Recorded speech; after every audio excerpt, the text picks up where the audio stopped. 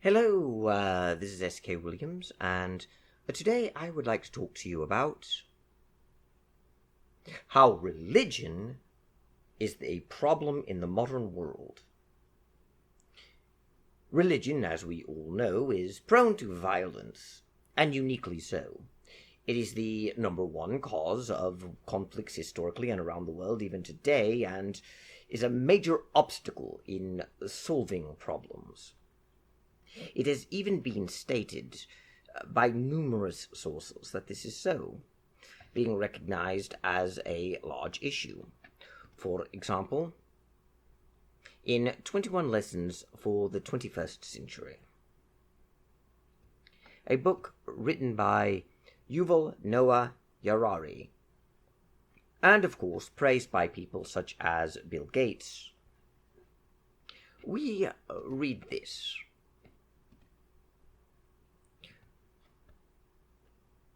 So, how relevant are religions such as Christianity, Islam, and Hinduism? Can they help us solve the major problems we face?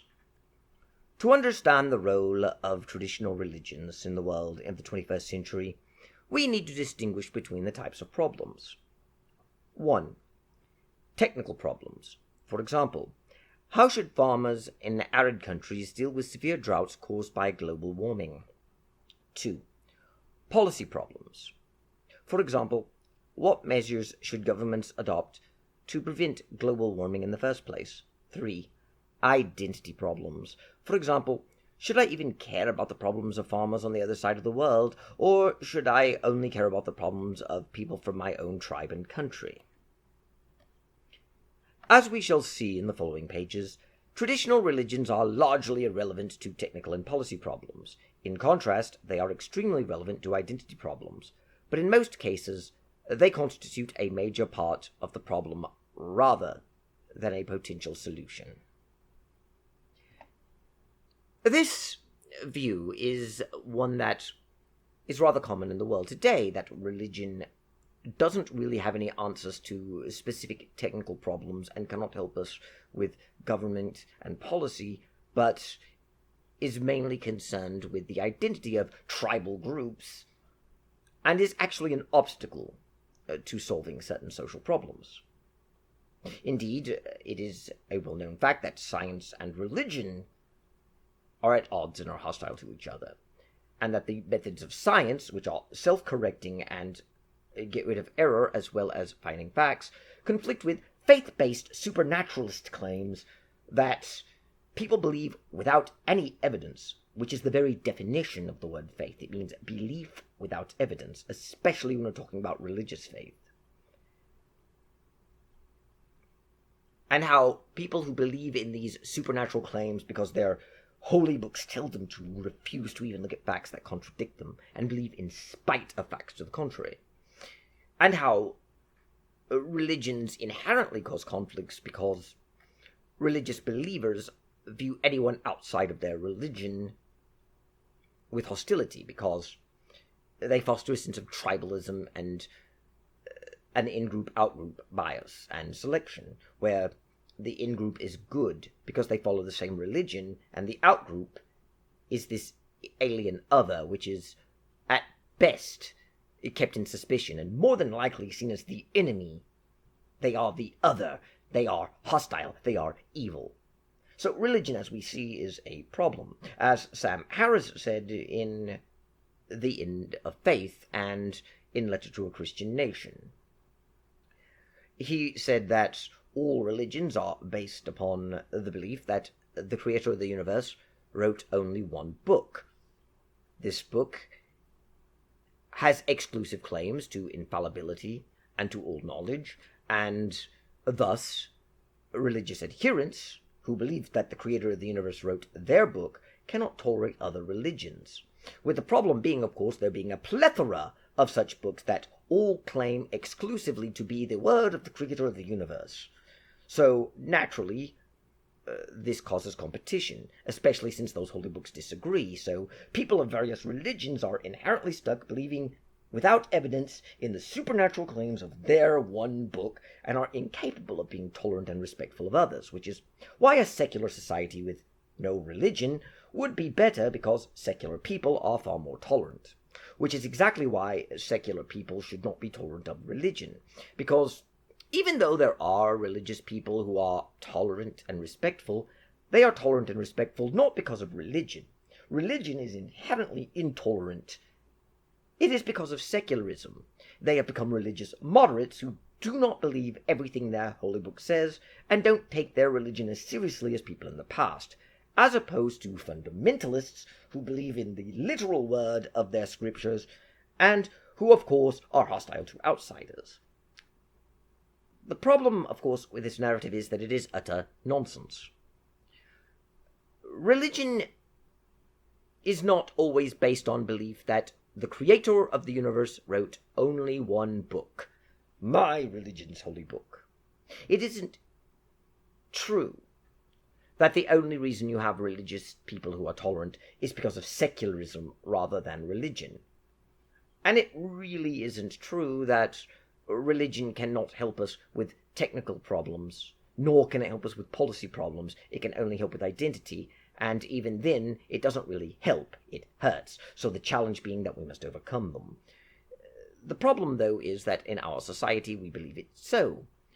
And that is precisely why we are pushing a secular society that is either free of religion, in which no one remains religious, or else where we have a society where religion can be tamed and everyone can at best be made into religious moderates, with a keen eye kept on them, since at any moment a moderate might turn into a fundamentalist. You see, as contrary to the narrative as this is, modern-day secularism is a religion. That may sound odd, considering that, by definition, religion is based on faith and supernaturalism, whilst secularism is based on naturalism and materialism and is based on reason and evidence. But you have to understand that religion is not based on faith and supernaturalism, especially considering the word faith is defined as belief without evidence. Meaning that while the word faith is used in various religions, at least in English where we use the word faith, it really also isn't used. For example, if you open any English translation of the Bible, you will find the word faith, but in a very real sense, you won't find the word faith used at all. That is because the biblical understanding of what the word faith is does not actually mean belief without evidence. Even the infamous Bible definition of faith found in Hebrews 11:1, which definitely proves the Bible defines faith as belief without evidence, doesn't actually say that. And even if it did, the book of Hebrews is not the Bible's dictionary, telling you how each word in the Bible should be defined, giving you the one absolute definition of the word that must be used every time the word is used in the Bible. Even if Hebrews 11:1 meant faith is belief without evidence, it wouldn't necessarily mean that every time the word faith is used in the Bible, it must mean that. And Hebrews 11:1 is actually about attaining a future goal, and is not attempting to give a dictionary definition of the word faith, but is rather a motivational point, telling us that we can attain our future goal if we remain confident. If you read Hebrews chapter 10 and the rest of Hebrews chapter 11, it is actually part of an ongoing dialogue or speech about the value of remaining consistent within our beliefs in order to obtain salvation. And the principles being used can be applied to other things besides just salvation. It can be applied to basically any goal you want. Do you want to attain a college degree? Hebrews 11:1 applies to that. Do you want to build a house? Hebrews 11:1 applies to that. Hebrews 11:1 says, faith is the substance of things hoped for, the evidence of things unseen. The latter part is what makes it obvious that the claim that it is defining faith as belief without evidence is wrong.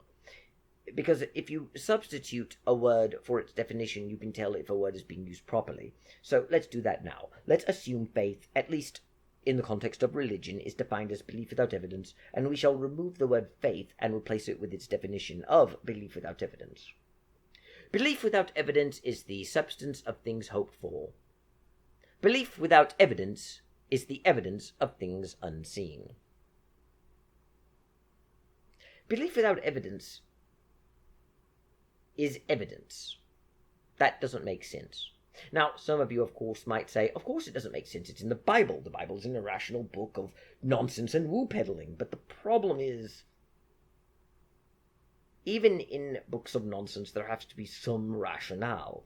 And the Bible is not pure nonsense, just because people say it is. The verse is very clearly not saying faith is believing something without evidence. What is actually being said here is faith is the substance of things hoped for and the evidence of things unseen. And by things unseen, people who quote that verse in isolation to prove it means faith is belief without evidence generally mean God, Jesus, salvation, heaven. In other words, that we don't see these things, but we must believe they're real. It's not talking about that, though. It's not talking about the existence of God, and I am well aware of verse 6. It is actually talking about attaining our goal, because if you read the other verses leading up to it, it makes this obvious. And please don't be dense and say a different chapter is about a different topic. The chapter and verse delineations were added later for reference and aren't quite as clear-cut in the Bible as some people would like to think they were. But the point of Hebrews 11:1 is actually that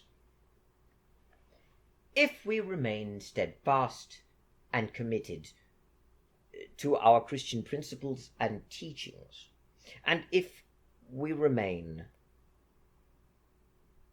confidently in Christ and his teachings, in obedience and service to him and to the ideals he taught us, then we can be assured of our salvation in heaven.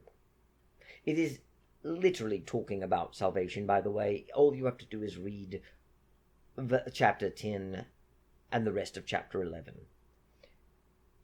It even gives examples of faith, and it is not examples of people who believed without evidence. It is examples of people who believed they could accomplish something and were rewarded later, such as Noah.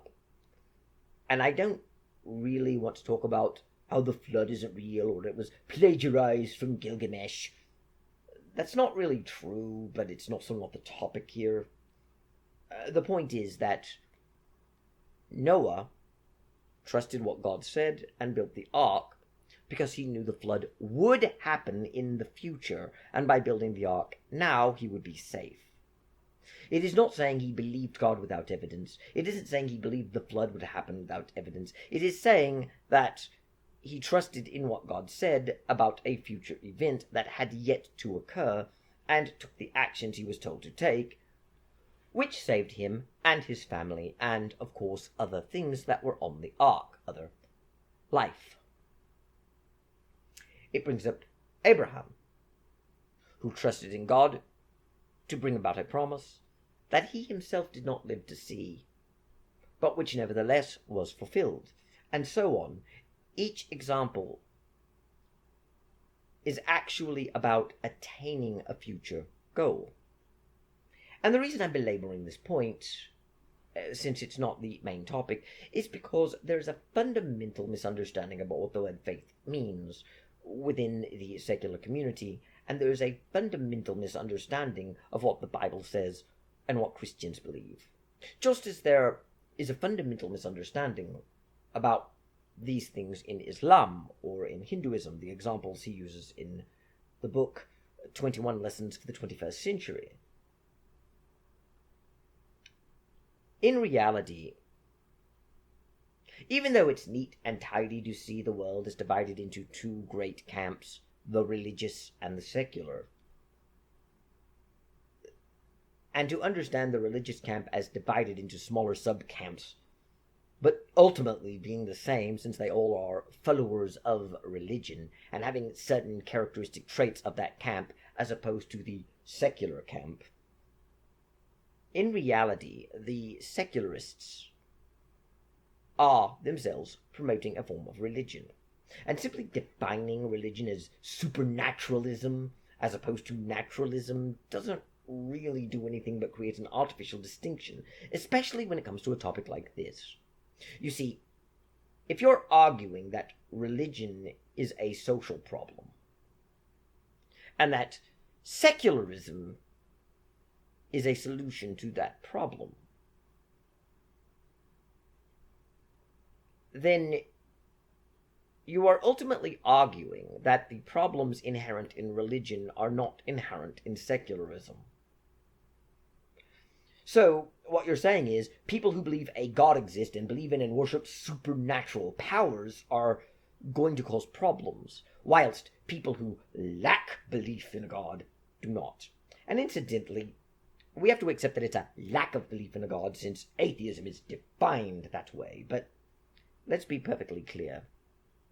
Modern-day atheists do not lack belief in a god. They assert as a fact that God does not exist.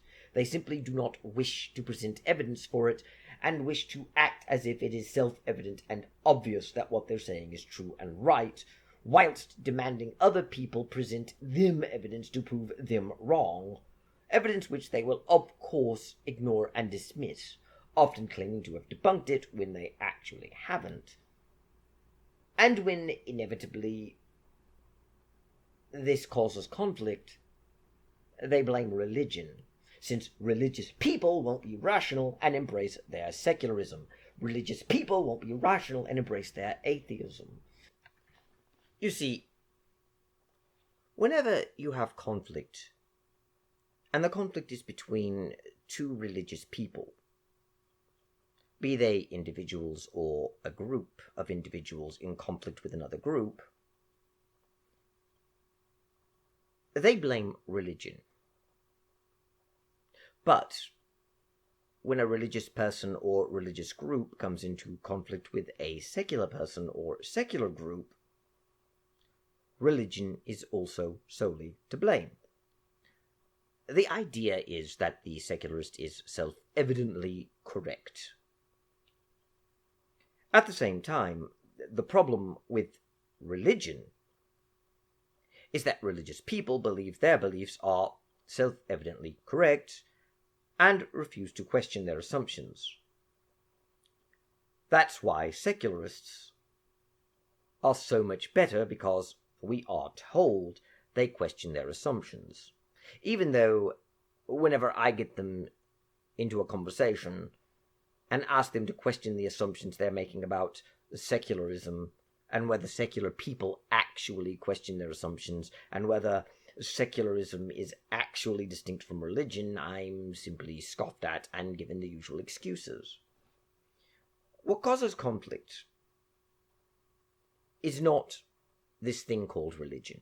And to be fair to Harari, he does not limit conflict to religion, but he still promotes this idea that religion is a problem, and that it cannot solve technical problems, it cannot solve policy problems, and the only sort of problem it will actually have any answers to will be identity problems, but in that regard, it is actually a problem in its own right, or it contributes to the problems that society faces. And I don't really think that is true, simply because, well, it's not. There's nothing special about religion that makes it uniquely violent. What causes problems would be when one group of people has different beliefs and values than another group of people, and it doesn't really matter if you arbitrarily decide that one group follows religion and another group is secular and not religious. The conflict is not about religion versus secularism. The argument is over what is and is not true, or what values do we hold.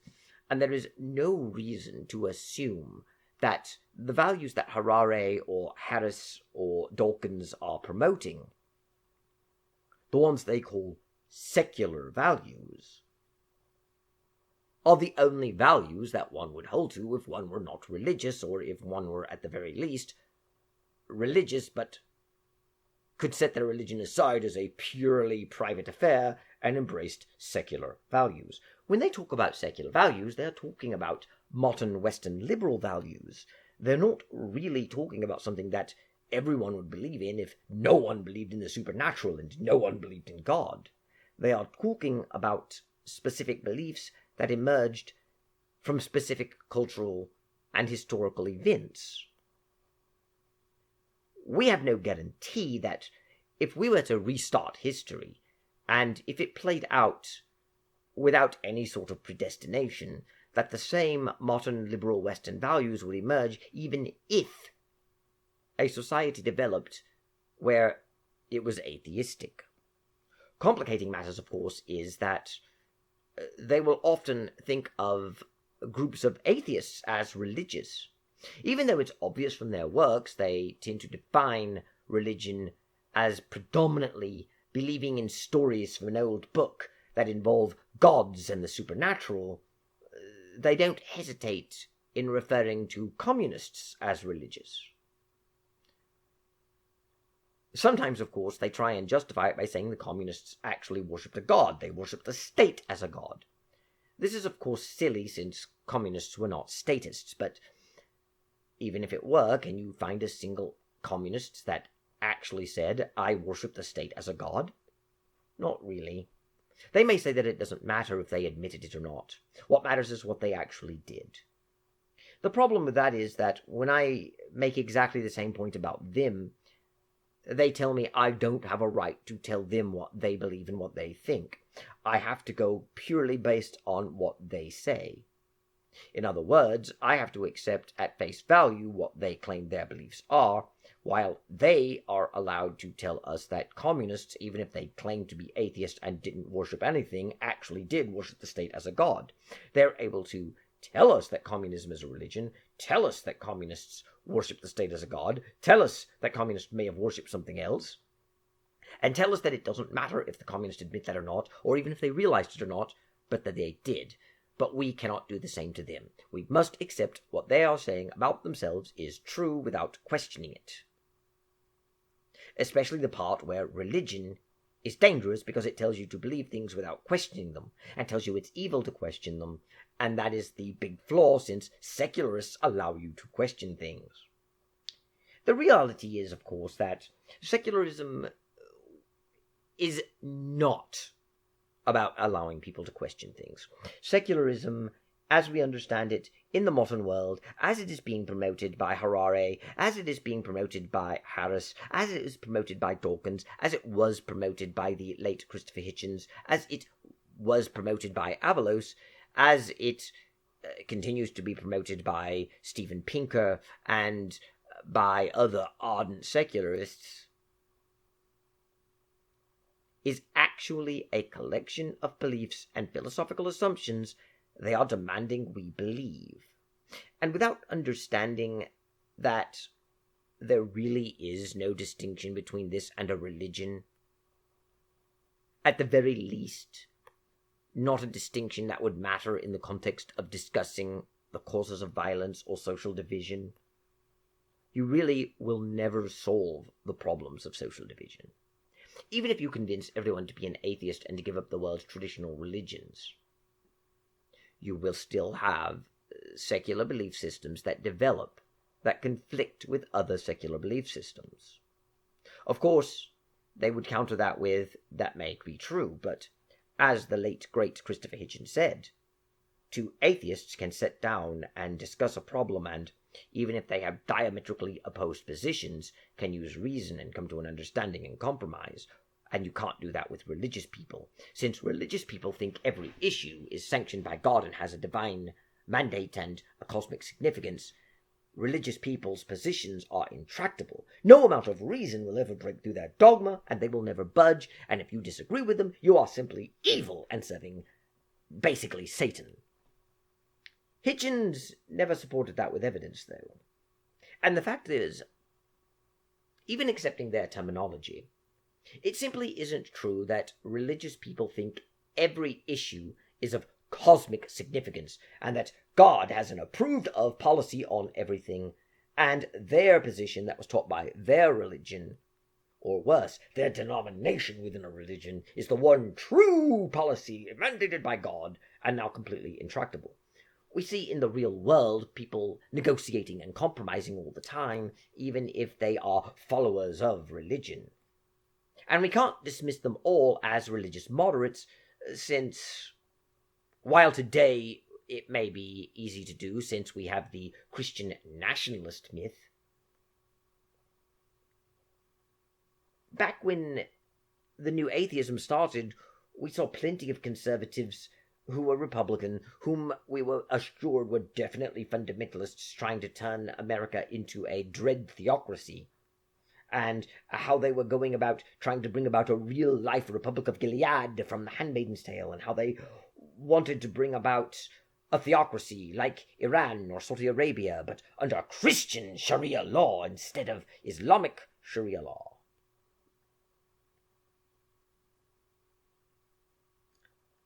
The fact of the matter is, even those dreaded vile theocrats, even the ones called fundamentalists, made far more compromises and never treated every single issue as a divine mandate. For that matter, even though we may say that situations have changed and become more extreme, and that Christian nationalists view it that way, we have no evidence of that. The violence and rhetoric and even the racism of Christian nationalism is largely promoted based on cherry-picked, selected quotations, which we are primed to accept as saying certain things before we hear the quote. Such as if you're reading an article, and the article tells you that this is a racist comment, or tells you that it's about a theocratic government, or tells you it's saying liberals or non-Christians are enemies, before it even gives you the quote. Then it gives you the quote, and then it gives you further elaboration on what the quote means. And it follows that pattern. They'll tell you what Christian nationalists believe. They'll explain broadly how what they're going to tell you fits that narrative. They will give you the quote, then they will explain what the quote means, usually giving greater detail than in the lead up to it. But a lot of the quotes aren't really as bad as they say they are. Such as a governor of a certain state saying in a church service that he claims this land for Jesus. He's claiming, I think it was either Kansas or Oklahoma, for Jesus. The news, and of course the ever-loving, tolerant, completely non-militant because they're not lobbing bombs, atheist community, claimed that this meant he was telling people he would use his office as governor to implement Christian doctrine and dogma into law and policy, and that he would outlaw non-Christian groups or use his position to impose Christian rule. But that's not what he actually said he would do. He didn't actually say, I, as governor, will use my position to impose Christian rule. He said, I claim this land for Jesus. And that is taken to mean that. And when I point out that it doesn't say that, I'm said, well, what else could the quote mean? As if it is self-evident and obvious that this is what it means. But if you spend any time at all listening to evangelicals or reading their books and articles, you realize when they talk like that, they're not really referring to government policies. What they're actually saying is that they are using their spiritual authority to claim the land for Jesus. They're opening it up to the spiritual dominion of Jesus, meaning that they are spreading the Christian spirit in the hopes of conversion and improvement on a social level. They tend to believe in spiritual forces. You've heard of spiritual warfare, but they don't typically view spiritual warfare as an us versus them tribalism in which we, the conservative Christians, are good, liberal Christians and non-Christians are evil and the enemy. What they view are spiritual forces are forces of doubt and depression and crime, and they don't really think there is a human embodiment of those spiritual forces with which to attack. Rather, spiritual warfare is not about physical Christians who truly follow God taking up arms and fighting the servants of Satan who have made a covenant with evil. It is about trying to convince those people who are outside of Christ to come in by clearing up the spiritual forces that blind them to the truth of the Christian faith. The governor doesn't have to use his political office at all to do that, and of course, holding that political office doesn't mean he will necessarily do anything to accomplish that goal at all, because the goal is ultimately a spiritual one, not a physical one, and evangelicals, in spite of all the talk of Seven Mountains and Dominionism and Rashundi, don't really see it as a physical confrontation of any sort. They view people who are not Christian not as enemies, but as potential Christian converts. They don't view liberals as the enemy, they view them as deceived. Their goal is not to attack the liberal. Their goal is to get rid of this spirit of confusion and the spirit of delusion, the spirit of falsehood, the spirit of anger out of them. So they're not really attacking the person at all. They are simply talking about persuasion. And while they see this as a spiritual struggle with forces they do believe exist, the way they are fighting is still through prayer and fasting and persuasion, not through coercion of arms. So whenever you hear these quotes, keep in mind they're being told to you by people who already have prejudices and biases, while at the same time the people who are saying these quotes have said so much more that makes clear that what they're saying is not violent. And I'm not saying that because I myself am an evangelical. I'm not. I've never been an evangelical. Although, oddly, many sources online claim the church I grew up in was evangelical. It wasn't. I grew up in the Churches of Christ, which, by the way, according to Owen Morgan, is a cult. I wasn't allowed to have friends who were outside of the church, and the elders controlled everything I did, and we just sat there and sang. It was emotional control to the core, and all that nonsense.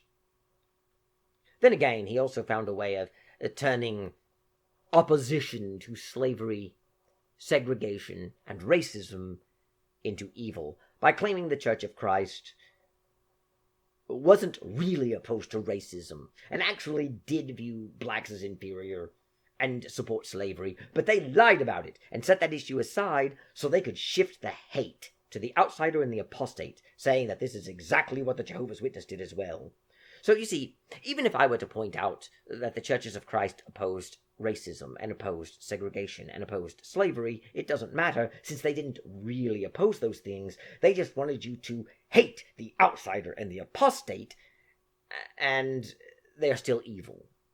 After all, what would you expect from this fundamentalist cult that tells you you're not allowed to hang out with people who aren't part of your church and who try and control everything and deny you education, or if you must have one, to go to only their schools and where the elders control everything, and where you're not allowed information outside?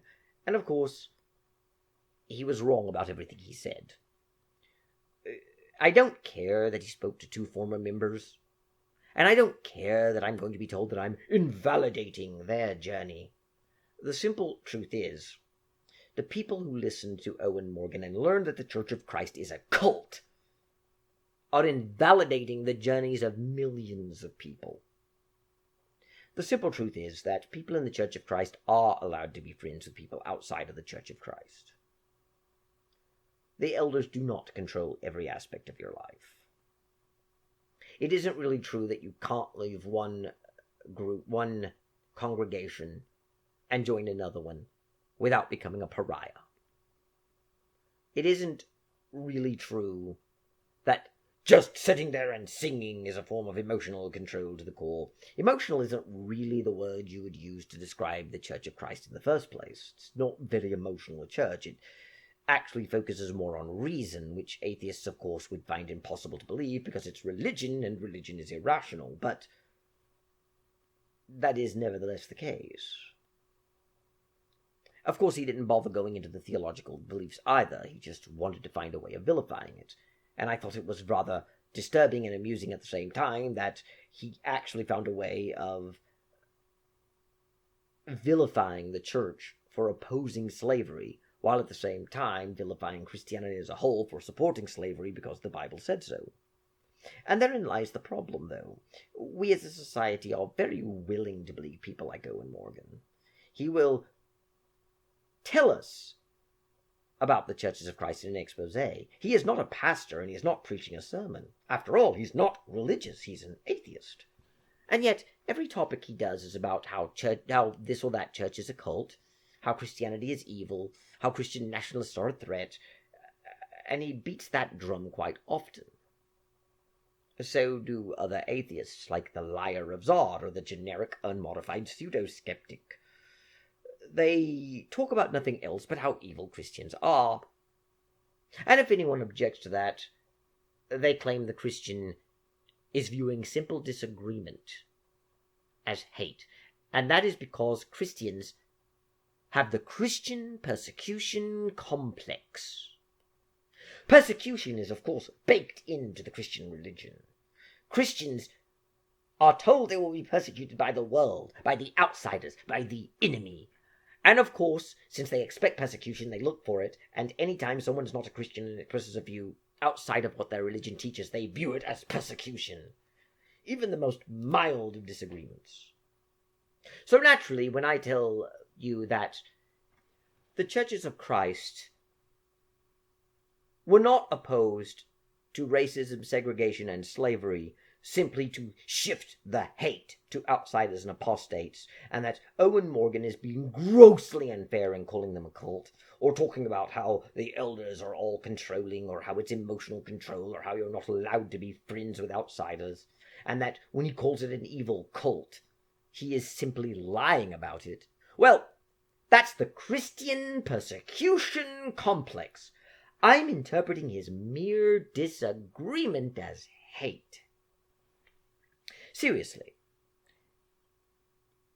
if you call Christians psychopaths who worship a psychopathic, murderous, genocidal God who rules a celestial North Korea, and go about saying that Christians are the biggest hypocritical monsters who go about lying and cheating, and who claim to be loving but go about destroying people's lives and mental health, and how every action is designed to enslave and dominate and destroy, and how, even though Christians claim to be loving, this is really a mask for hate, and how there is no hate like Christian love.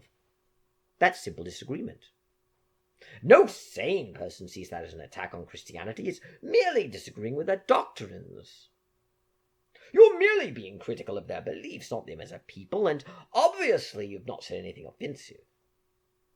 If a Christian disagrees, it's the Christian persecution complex. Really, though, they do the same with Islam. But here's the odd thing. I have met Muslims. Some are very dear and good people. Others aren't, just as with Christians. But it doesn't matter that I said that, since I will still be accused of saying Christians can do no wrong, and I will still be accused of saying that all Muslims are evil simply for being a Christian. While at the same time, the secularist is acting as if there's no such thing as a good Christian, And if you meet a good Christian, it's really because of secularism that they're good, not their religion. That they are moderate. And it's their secularism, not their religion, that makes them good.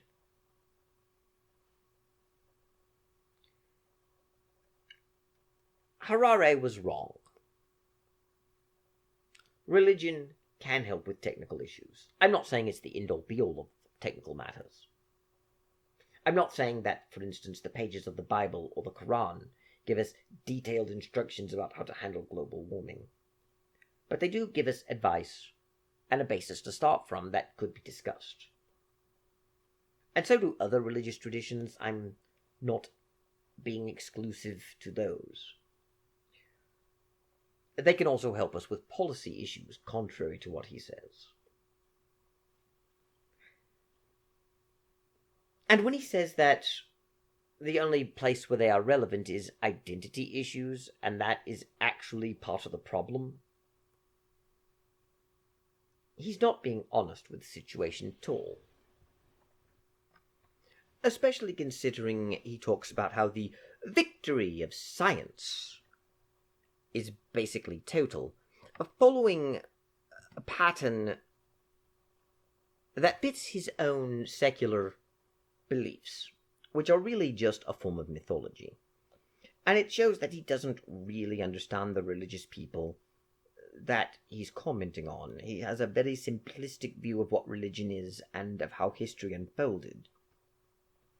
Claiming, for example, that Egyptians may pray to Allah if locusts invade their field, they will only do so after appealing to agriculturalists and geologists and to chemists to develop, and geneticists, to develop better pesticides and wheat that's more resistant to them and things along those lines. And a Hindu may offer flowers at a temple for their child, but only after going to a doctor. And even mental illness, the last bastion for religious healers, is now falling into the hands of science.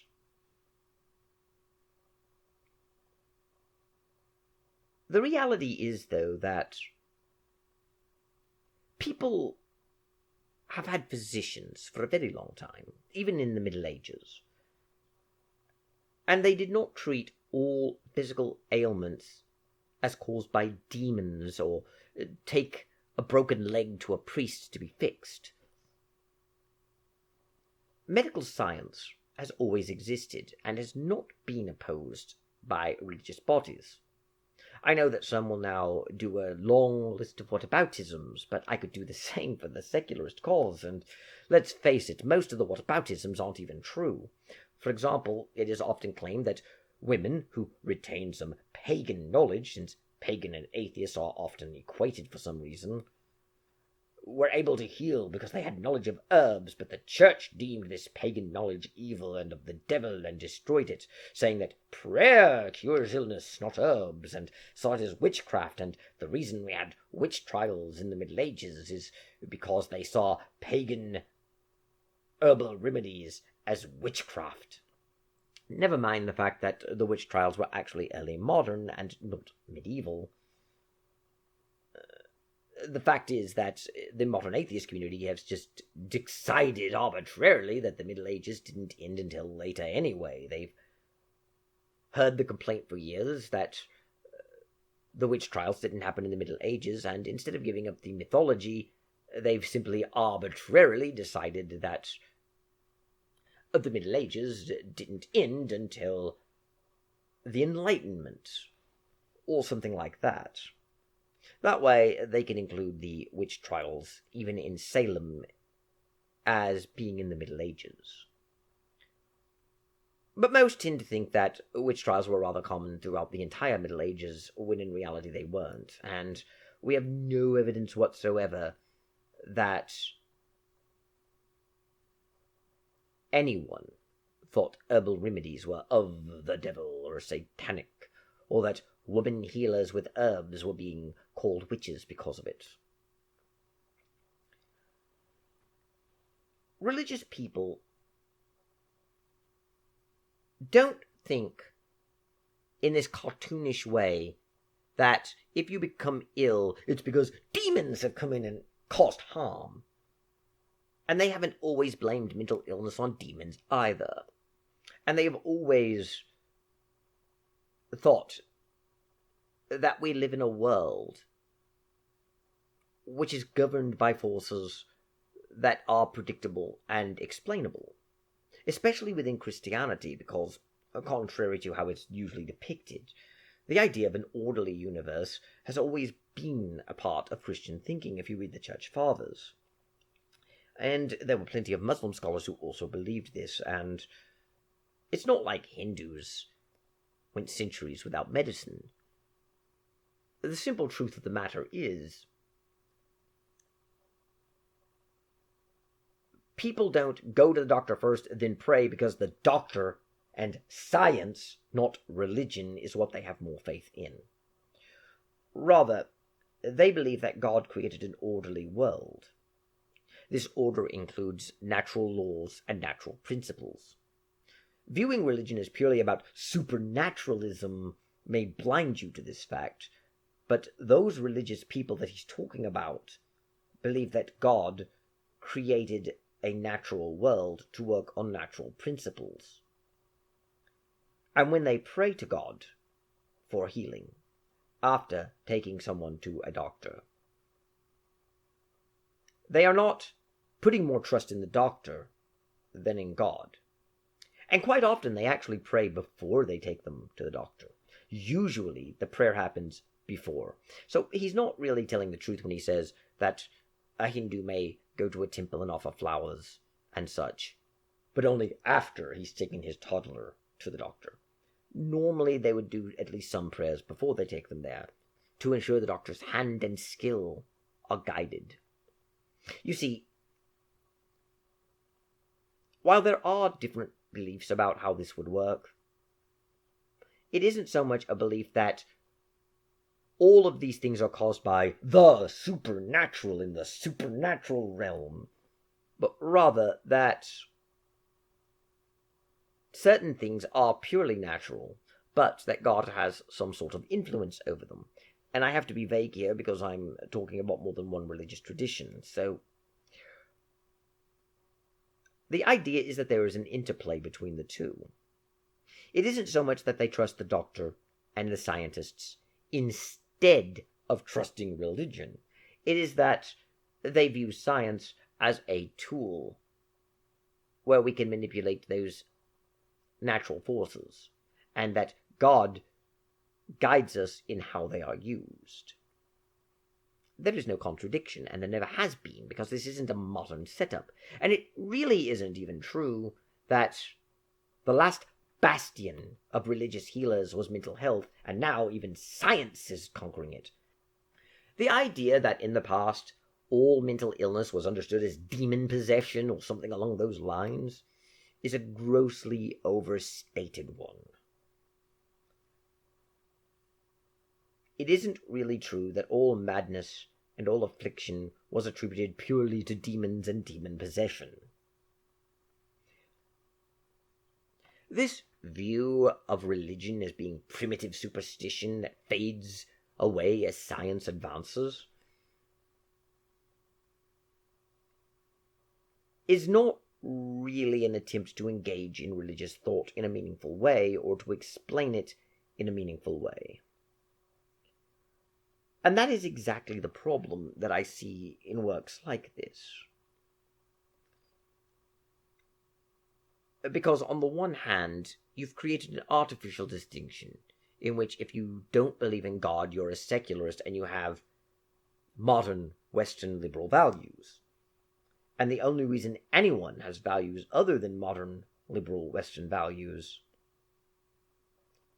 is because of religion. And religion is belief in supernaturalism and some old book of fairy tales. And it's all believed without evidence as opposed to being rational. And that prevents people from actually understanding what these people who follow those religions actually believe, or what the conflicts are actually about. For example, I was reading an article, and it actually tried to argue against Christian nationalism using examples that proved they don't really know what they're talking about. For example, in the article Crisis of Faith, Christian Nationalism and the Threat to US Democracy. Not at all a provocative title, is it? The article is by Edward Limpinen and was released on September 20th, 2022. And the overall point of the article is discussing the dangers of Christian nationalism and how wrong it would be to impose these things. But the article had numerous examples of how the author takes for granted that mixing politics and religion is always disastrous, including things like the myth of how America's founders feared mixing religion with government. That's not exactly what they feared. They actually feared mixing government with religion, not religion with government. They never actually believed that if you mix religion and politics, religion takes over the politics and creates a tyrannical authoritarian control. They believed that, rather, government control of religion corrupted religion. This is actually what James Madison was discussing in his remonstrance to Virginia that one can find online. It's often quoted on atheist sites as proof that Madison condemned Christianity, but if you actually take time to understand what he's saying, he's attacking the establishment of Christianity, not Christianity. And he's not really claiming that the establishment of Christianity led to superstition and ignorance and corruption, because religion is inherently corrupt and has corrupted the government. His argument isn't that because we had an established Christianity, the church corrupted the government and created a tyranny of superstition and oppression. His argument is, because we had an establishment of Christianity, religious leaders were obligated to obey the state before obeying God, and their religion became corrupt through political machinations. And that makes far more sense considering that the Church of England never ruled England, but rather was ruled by England. Even to this day, the Church of England is governed by the Board of Governors in Parliament that dictate what it can and cannot do. That is why they can't update the prayer book from 1662, because Parliament won't let them. They cannot perform same-sex marriage, not because they refuse to, but because Parliament won't let them. Atheists claim that Justin Welby is not really a friend of gay people, because if he really were, if the Church of England were really welcoming, then they would change their teachings and allow same-sex marriage. He hasn't done that. He's claiming he'll bless same-sex couples, but that's not good enough. He doesn't really mean it. And of course, this is the message you hear from people like Hamet Mehta, another person who is not a pastor, because atheism is not a religion. Atheism is a lack of belief in a god. Atheism is a religion, like not collecting stamps. It's a hobby, says, but Mehta acts as if the Church of England can simply change its teachings, and it really can't, because to do so would require Parliament. In addition, in the United Kingdom, there is an actual law in place forbidding same-sex marriages in the Church of England, as well as in the Catholic Church. But the Catholic Church doesn't really seem affected by that because they don't want to perform them anyway. And it's not an opt-out. It's not something they can opt into if they wished. There is a law that literally states the Church of England is not allowed to perform same-sex marriages. And the reason I bring that up is because even in the 18th century, when James Madison was writing these words, or the early 19th century, the Church of England did not have a disproportionately powerful voice on Parliament to the degree in which Christian doctrine, as ordered by the Church, became law, but rather the Church and what it taught and did was largely influenced by the state. Now, England didn't actually go so far as some other countries did in this regard, but every example of a state church we had from the Protestant Reformation onward worked basically the same way. The church became an organ of the government with no outside control or autonomy, and was subject to the political machinations of the day. Rather than the church taking over the government and corrupting it, the government took over the churches, and that is what Madison is actually referring to. But this article follows the modern myth of it, where if you mix religion and politics, the religion takes over the politics and becomes tyrannical and corrupt. But that's not what we see historically. And this is also important because the person who wrote this article, much like Harari and much like Harris, don't genuinely understand what Christians are like, or what conservative Christians are like, or what the people they're calling Christian nationalists are like. And to prove that point, I would like to read a portion of the article to you. To frame this, he mentions 3 Supreme Court rulings, 2 of which had popular support, 1 didn't, which show the danger of Christian nationalism and how it would discriminate against people who follow other religions or people who have no religion. To quote him,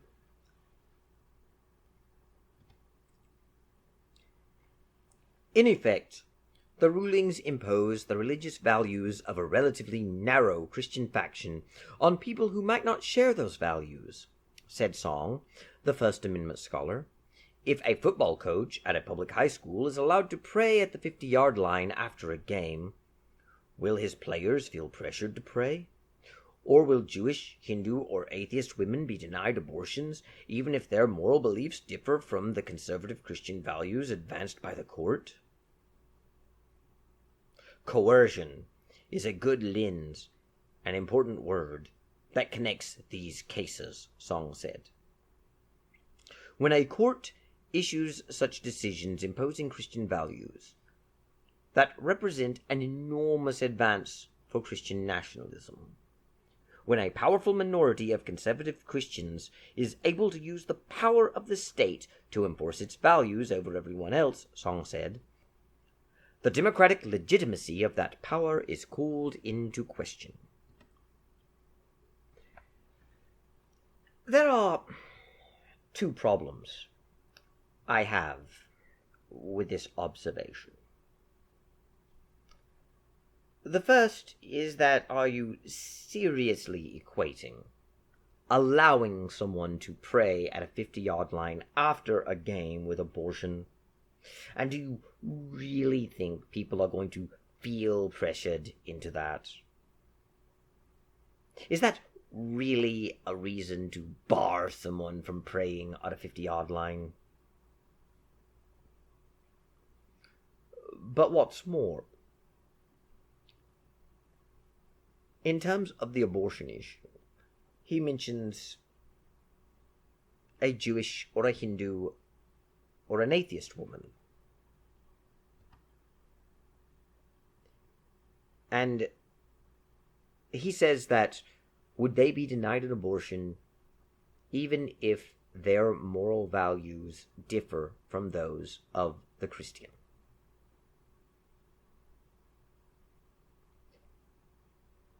He doesn't seem to understand that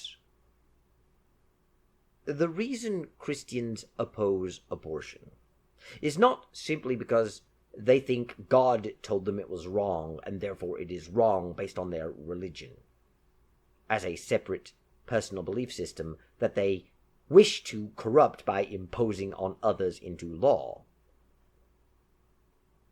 Christians don't think abortion is wrong simply because God doesn't like it. Abortion is wrong because it is murder. You are killing a child, not a potential human being, as Sam Harris said, an actual human being, an actual person.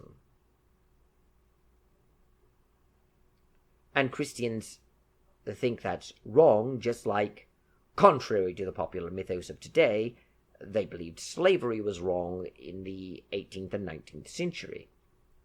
And by the way, that's another thing that you see today, a common theme in which they try and remove Christian accomplishments from being Christian by claiming the abolition movement actually began with the Enlightenment and the freethinkers, and only some time after that did any Christians join in, and even those Christians who joined were a minority from radical denominations. And even though they were from radical denominations, they were radical even within their denomination, and the majority of people, even in those radical denominations, actually supported slavery, and only a tiny percent didn't. And they didn't oppose slavery based upon their religion, since the Bible itself clearly condones slavery, but based upon the rights of man and the views of the Enlightenment, and were inspired more by Thomas Paine or by other Enlightenment philosophers than they were the Bible, and that they were actually less religious and more aligned with the freethinkers. In fact, their own thinking was closer to the freethinkers. So a tiny minority of people that don't even represent a sizable portion of radical Christian denominations, but who themselves came from radical denominations and who were, for all intents and purposes, not really Christian, but far closer to the freethinkers, joined, and only around 1840 did any church oppose slavery, and that was only because they realized they were on the losing side. And then, of course, they took all the credit for the victory, when it was really the atheists, agnostics, and deists motivated by the Enlightenment and the rights of man, not the Christian church, which believes in the Christian Bible, which clearly condones slavery, which opposed slavery. But in reality, if you actually look at the abolition movement, it was mostly Christians who did it. It is simply a lie to say no church opposed slavery until 1840. It is simply a lie to say that only radical denominations did. John Wesley very clearly opposed slavery and even wrote opposition about slavery. The Quakers opposed slavery, both in the 1600s, by the way, well before the Enlightenment, well before the Rights of Man was written. And they weren't the radical denominations. While the Catholic Church was not a prominent force in early America, the Catholic Church condemned the transatlantic slave trade and race-based chattel slavery. You may hear otherwise, but it's not that difficult to prove this is true. You have several encyclics and official documents from the Catholic Church condemning slavery, just as you do from the Quakers, just as you do from the Methodists. And while the Church of England was divided on the issue, or later on the Anglicans, such as the Episcopalians in America, they're divided on every issue, and that goes into something I can't really discuss in this video. But it's how Anglicanism is designed. It's not really a top-down hierarchy. The Methodists were opposed to slavery. And it isn't really true that the Methodists were in favor of slavery, and only a small breakaway group, the Wesleyan Church, was opposed.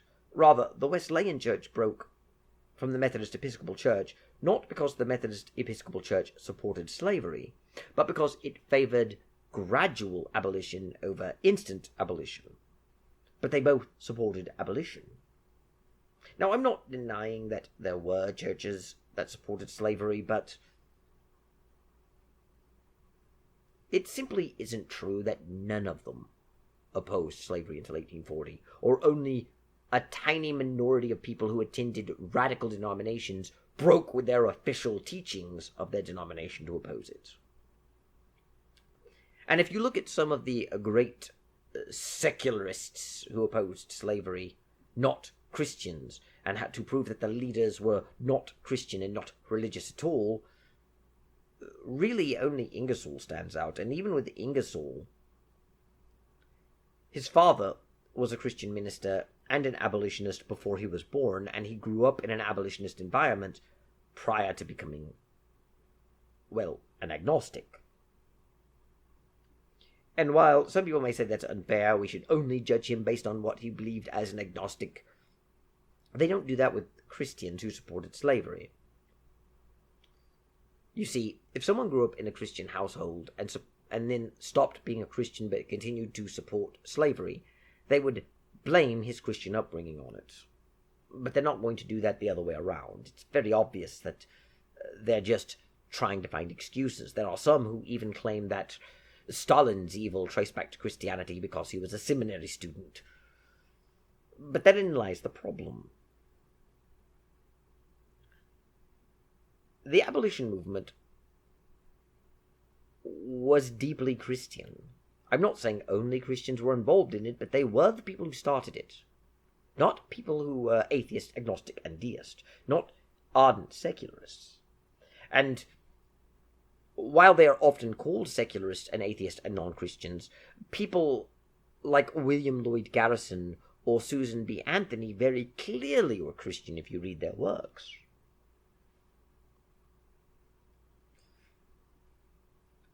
And their opposition was based on their Christian convictions and morality. Do you honestly think Harriet Beecher Stowe or her husband were not motivated by their Christian faith?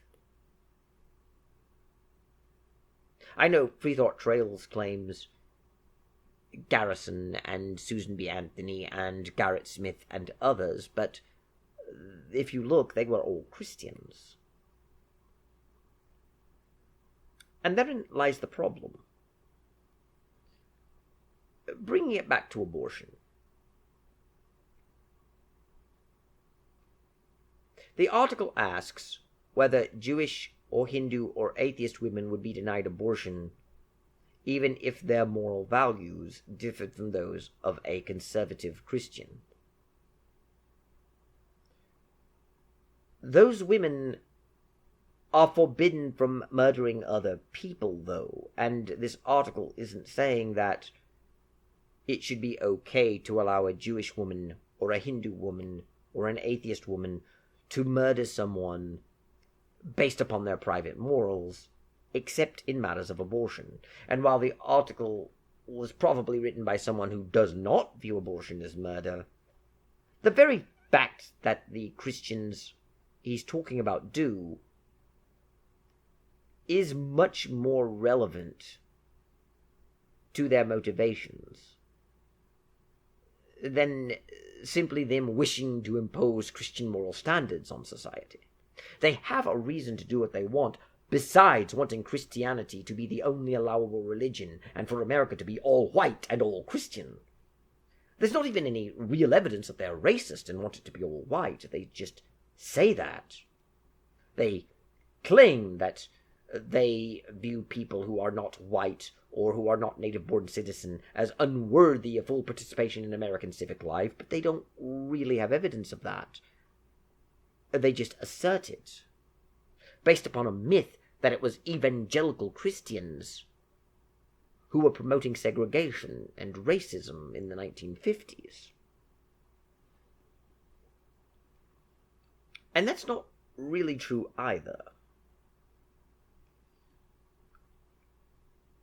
But when it comes to abortion, if you don't acknowledge that the reason conservative Christians oppose abortion is not simply because their religion tells them to, and they simply believe in what their religion tells them is good or bad, without any actual reason for it being bad other than God said it's bad, then you're not really addressing the issue at all.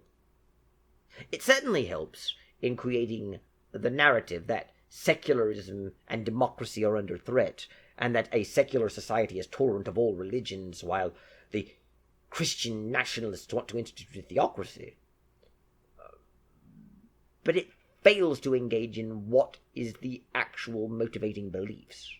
They are not motivated by simply a belief that because God said it, abortion is wrong. We believe the Bible, therefore abortion is wrong.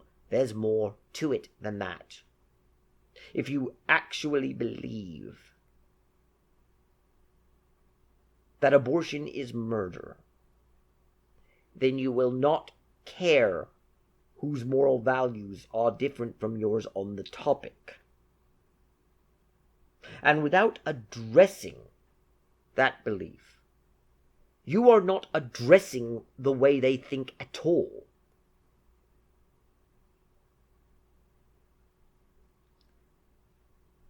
Which is exactly why I spoke earlier about spiritual forces and spiritual warfare.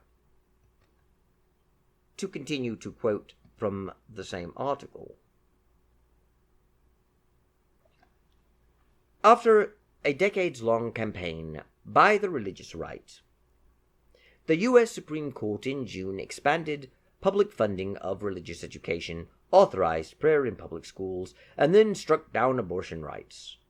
The Christian right has targeted same-sex marriage and trans rights. Adherents have supported voter suppression efforts that target voters of color.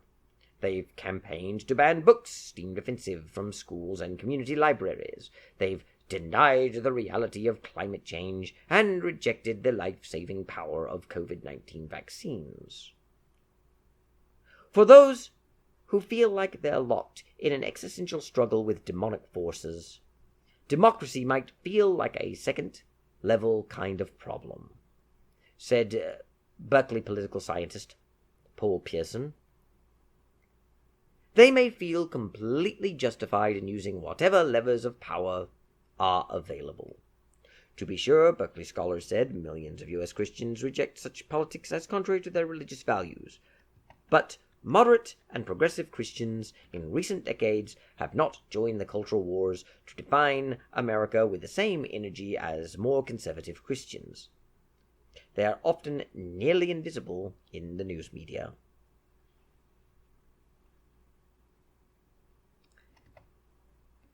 The effort to depict who they're calling Christian nationalists or conservative Christians as having very simplistic beliefs about good versus evil without looking at any nuances whatsoever in those beliefs is a fundamental error to this narrative. They're not really engaged in the thought processes. And simply ridiculing it by saying there are no thought processes, they're religious people, is demeaning. And not accurate either. Especially considering the language that's used. Like, voter suppression of people of color. That's not really what's happening. That is part of the narrative they use to justify demonizing Christians. Or at least conservative Christians in this case. When they talk about how conservative Christians support voter suppression laws that target people of color, what they're actually talking about is a desire to implement a law that requires you to have an ID to vote. There's no reason on its own to assume the only reason someone would support requiring an ID to vote is racism. That's silly. But that is exactly the narrative we keep hearing.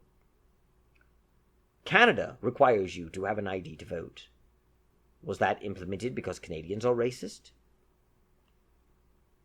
Or the narrative that, in the past, Protestant churches did not care about abortion at all, and only began concerning themselves with it when they lost the battle over segregation, and realizing they could not use segregation and racism, switched over to abortion, as a rallying cry to unite people. That's a lie. Or the claim that we saw in the media, which has been thrown about often, that the Baptists changed their position. They originally didn't care about abortion, and now they do. Well, in reality, they brought up the minutes, but what was quoted did not give a blanket acceptance of abortion, or say that it was not an issue, or that it was not a sin. Rather, it allowed for abortion under cases of rape, incest, or to save the mother's life. Now, when I point that out, I'm often greeted with the statement that, yes, well, it still shows that they were more approving of abortion under certain circumstances than they are today. Today's Baptists of the Southern Baptist Convention simply oppose all abortion, even if it's to save the mother's life. The problem with that is that it's not true. If you were to go to the Southern Baptist Convention website or any Southern Baptist resource on the topic, you will find that the position is unchanged. In the past, in the evidence that proved they used to support abortion and didn't care about the issue, they allowed abortion in case of rape, incest, and to save the life of the mother. And today, they allow abortion in cases of rape, incest, and to save the life of the mother.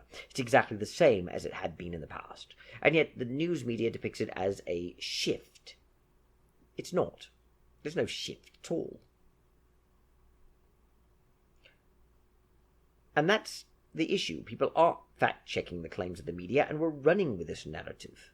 We're running with this narrative that conservatives see liberals and non-Christians as working with Satan and demonic forces, and that they must fight them, and that this inevitably leads to violence, since they will think, of course, that they are justified in the use of violence to stop the evil, to stop Satan, and the human embodiment of that evil in the liberals and the non-Christians and the black and brown people. And of course, that's not what they're actually saying, and it's not what they really believe. There's a greater fear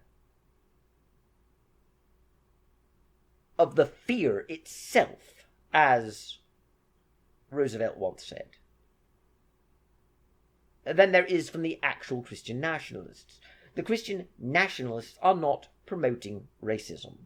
The Christian nationalists are not promoting a removal of a woman's reproductive rights, nor are they seeking to impose a narrow view of Christian morality. There are certain things, though, they think are simply fundamentally wrong. Everyone thinks certain things are fundamentally wrong.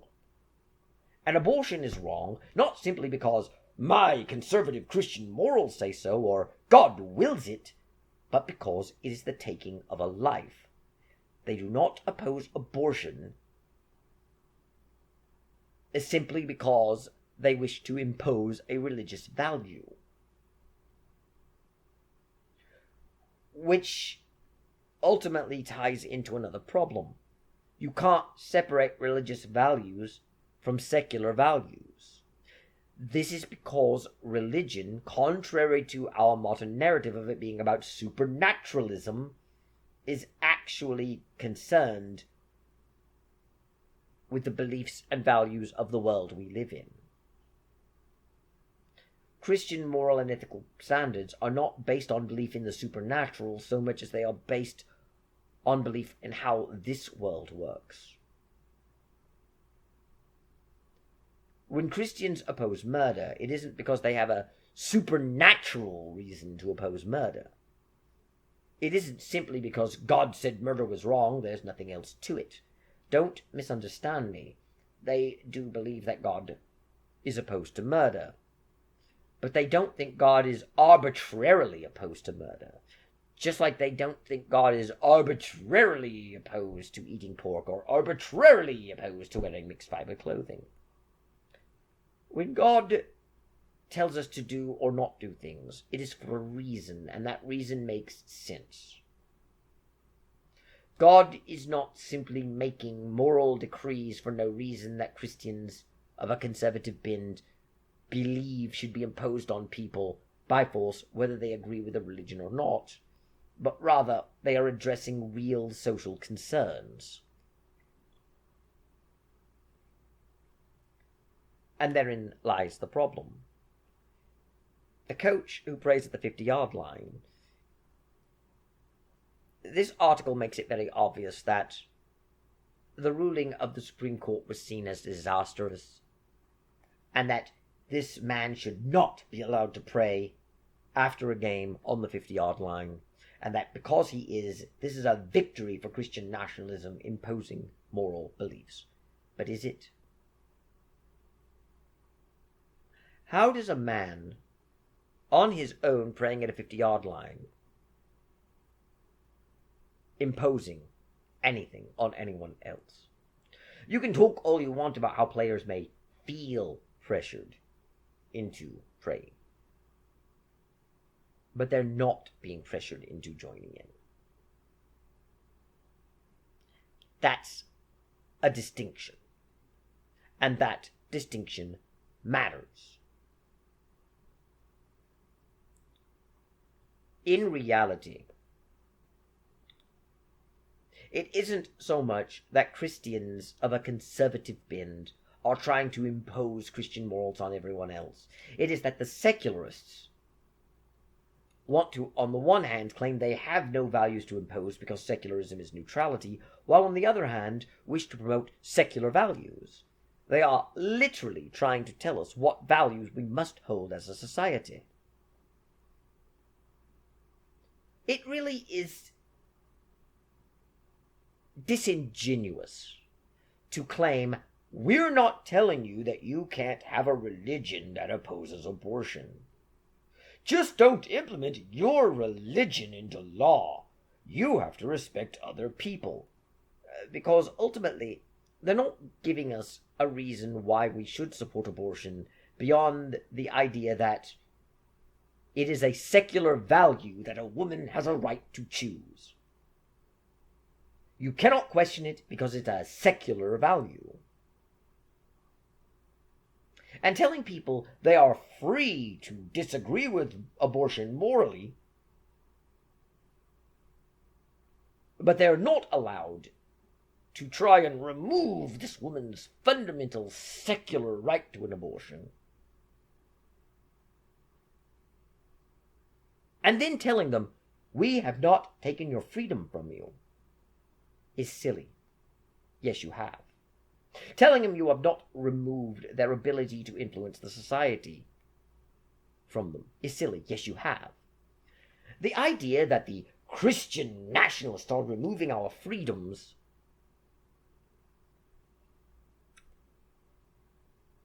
it doesn't really work unless you accept that believing in secular values is freedom. Because what they really want is not freedom. What they really want is for society to agree with their idea of secular values. In reality, they want everyone to actually agree with them. Meaning, everyone should think that abortion is a woman's right to choose and not have a moral issue with it. But if you can't come that far, you can at least accept that you can be opposed to abortion morally in your head. Or maybe your tribe, your church can say it's wrong and encourage women in your tribe not to get it. But don't you dare try and stop women from getting it. You're not even allowed to tell women in your tribe to not get an abortion. If one of your tribal women wish to have an abortion, it is her right in a secular society to do so, and you must honor that right. Throw her out if you must, but it will prove how evil you are. In truth, you must accept this woman who has had an abortion as not having done anything wrong. Your religion may disagree with it, but that is just your tribal religion. Secular values are superior to it, and you must obey those values. You must accept that when an abortion happens, no one dies. It's only, at best, a potential human being, and really it's just a clump of cells. You must accept that this is the truth. This is what science teaches. If you go against this, you are against science. And of course, you're not against science. Science actually confirms that life begins at conception. No amount of singing "Every Sperm is Sacred" from Monty Python will change that. Once the sperm and egg have joined, you have the entire DNA code of a human person that is distinct from the mother. And even as a single cell, this life is extant. It is already present. And demanding that we accept the secular view that it is not a human life, that it is just a clump of cells, and that even though we can hold in our religion that it's a person, or as they put it, a potential human being, you have no right to oppose abortion, is telling people what they are and are not allowed to do. And that is the most bizarre part of this whole secularism narrative. They claim that in a secular society, everyone will have a voice, everyone will be free, and everyone will be able to contribute to how their society will develop. But then they tell us that the very moment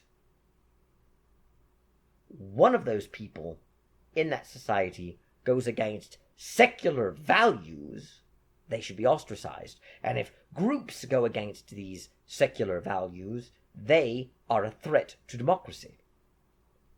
Is it honestly a threat to democracy to allow people to vote for the values they actually believe in? In order to make this work, you have to get everyone to believe in secular values. Meaning,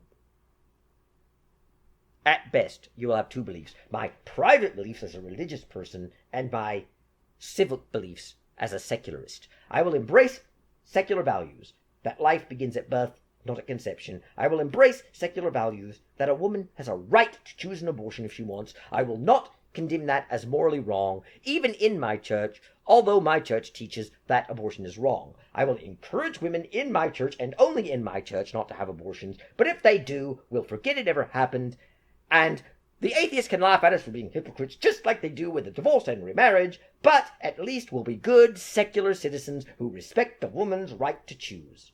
Because we're not allowed to question it. It is a fundamental right, a right to choose. It is a secular right, and we must live by it. To challenge it is a threat to democracy. It is tyranny. It is oppression. What other secular values are we not allowed to question, though? I know that secularism is better than religion because religion has dogma, and you're not allowed to question dogma. That is why religion is a mind virus that does not change. It infects the power of the mind and remains static. Religion is a meme, a virus that simply exists to transmit itself to future generations. This is why, as Sam Harris brilliantly said, if you revived a Christian from the 1300s, he would be an ignoramus in geography, in geology, in astronomy, in any field of endeavor, mathematics, or law, or anything, except one, religion.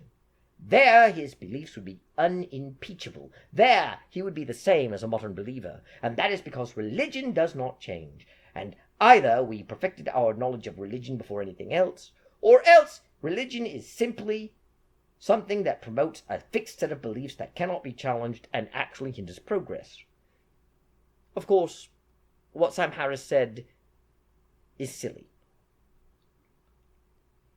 Namely because if you were to revive a Christian from the 1300s and brought him to the modern world, according to Sam Harris, that Christian has exactly the same beliefs as other Christians in the modern world. And he probably wouldn't, especially considering Sam Harris focuses on evangelicals and others that he considers conservative Christians. While he includes Catholics in that, he very clearly has no idea what Catholics believe. Not at least past any sort of superficiality, because he did make a joke saying that if you think you can mumble some words over your pancakes in the morning and it becomes the flesh of Elvis, you're crazy. But if you think that it becomes Jesus, you're Catholic. Ha ha ha, funny joke. But he doesn't really understand what it is to be a Catholic or what Catholics believe. He doesn't understand what evangelicals believe, and he lumps them together as scriptural literalists and as conservatives. And at the same time, the views Harris has, while far more extreme than Harari, are basically the same. Just as Harari's views are the same as in the Crisis of Faith article. This idea of an unthinking fundamentalist who simply believes without evidence in whatever his holy book says and the interpretation of that holy book by his religious leaders, and who only opposes what his church tells him to oppose and supports what his church tells him to support, who basically opposes abortion simply because he thinks God doesn't like it, and that isn't the truth. And it isn't true that abortion is just self-evidently a right because it's secular. The truth of the matter is, secularism is a religion. Secularism has values and beliefs that it demands that we hold and believe. Irrespective of claims that it is neutral, it is obvious that secularists want us to believe certain specific things. And it is equally obvious that secularism and secular humanism are the same thing. And keep in mind, secular humanism got started because they didn't want to be called religious. When humanism was founded in 1933, the modern humanist movement was founded in 1933 with the publication of the Humanist Manifesto. The term humanist had already been used and applied. The term secular humanism had already existed as well. But in 1933, the Humanist Manifesto declared humanism a religion. And American atheists and the American Humanist Association and other groups like that sought to remove Christian prayer and Bible reading from schools on First Amendment grounds, with a plan that told them that after they had removed prayer and Bible reading, they could then replace them with humanist teachings. However, the Supreme Court ruled that because humanism is a religion, it too would not be allowed in the schools on First Amendment grounds. So, in 1973, humanism became secular humanism, a non-religious philosophy. And if you look at the past, you see the same humanism being promoted by Julian Huxley, who also, by the way, promoted eugenics. He called it evolutionary humanism. And you see secularism being promoted by George Jacob Holyoake, who actually coined the term, which is why it's a bit disingenuous to think of America's founders as secularists, because the term secularism, as we use it today, only goes back to George Jacob Holyoake, who also is the one who informs us of what secularists believe, at least at a basic level. And you see people like Charles Bradlaugh, the founder of the National Secular Society.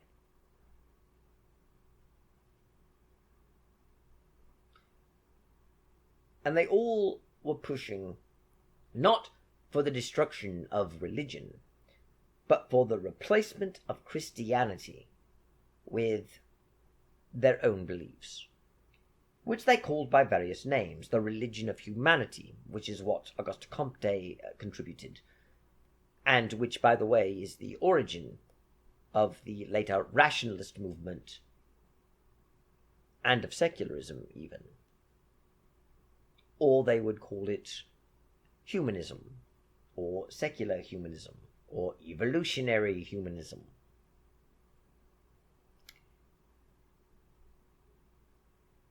And contrary to the myth you may hear, the idea that humanism is actually a philosophy people of all religions can hold, and the principal author of the first Humanist Manifesto was Raymond Bragg, and he was a Unitarian minister, a Christian who believed in God. The truth is, the first Humanist Manifesto says the time for theism, deism, and New Thought have passed, and we should not believe in God. And Raymond Bragg was an atheist. It is true he was a Unitarian minister, but he, along with John Dietrich, who also signed the Humanist Manifesto, and a few others, were the ones who took Unitarianism and changed it from a Christian church to an atheistic and humanist one. Although they didn't quite succeed, because many in the Unitarian Church actually still believe in God. But the Unitarian Church of today is not the Unitarian Church of the 19th century or 18th century. And it is because men like them. And that is why when they merged with the Universalists and became the Unitarian Universalist Church, you find people ridiculing them because they don't really have fixed beliefs. It's because of people like Dietrich and Bragg that this happened. If you read the UNESCO Declaration, Julian Huxley, who supported both the creation of the League of Nations and the United Nations, said the purpose of UNESCO was to create a single world culture with a single world religion. And if you look at documents from the early days of the American Humanist Association or from the National Secular Society, they routinely deride Christianity and claimed that it must be replaced by a new religion. The time has passed for Christianity. It is obsolete. This is the same language you see Harari using by claiming that religious beliefs may have been useful in the Middle Ages for establishing things like agricultural calendars, but now we don't need religion, we have science. Incidentally, the idea that science and religion are at odds with each other also started in the 19th century by two men. One was named White, Andrew Dickerson White, and the other was John Draper. And what's interesting is that in today's world, we keep linking Christians with racism, and Christian nationalists with racism, and conservative Christianity to racism. And of course, progressivism and liberalism are opposed to racism. The liberals opposed racism. And yet, every single rationalist, freethinker, and humanist you could possibly find, with perhaps a few exceptions, supported eugenics. Contrary to the myth that Adolf, the man with the funny mustache, his name lurks in history. I shall call him Mr. Danube, was a devout Christian, and specifically a devout Catholic, who had Martin Luther as a personal hero, and took Luther's 7-point plan for the elves, Al Gore and his rhythm, you see, and modernized it, and how it was centuries of a Christian antipathy to Jews that led to him. In reality, it was the eugenics movement that was being promoted by atheists. And what's funny is the eugenics movement was largely opposed by churches. And the documents that you can read from the past, written by people like Charles Bradlaugh, by George Jacob Holyoake, by Herbert Spencer, by Carl Pearson, by Henry Laughlin, all agree that the churches were the biggest obstacle in implementing eugenics. And where churches had stronger sway, especially in Catholic countries, eugenics was either practiced less or not at all. Joseph McCabe, one of the most prolific rationalists of his day, praised eugenics, pointed warmly to rationalists who supported eugenics, and claimed that the Christian churches were the largest obstacle in full implementation of eugenics, and that this hindered human progress. And he said that in his Descriptive Biographical Dictionary of Modern Rationalists. In his Encyclopedia of Modern Rationalists, he praised Vladimir Ulreich Lenin and said of Stalin that he was one of the great statesmen of Europe. Today's atheists, and today's liberals, and today's progressives like to claim it was Christians promoting racism, and they did so while denying science, when in reality science was used to promote racism. I am not saying that as a science-hating religious apologist. I am saying that simply because it is a historical fact. You see, I don't hate science. Christians do not hate science. Fundamentalist Christians don't hate science.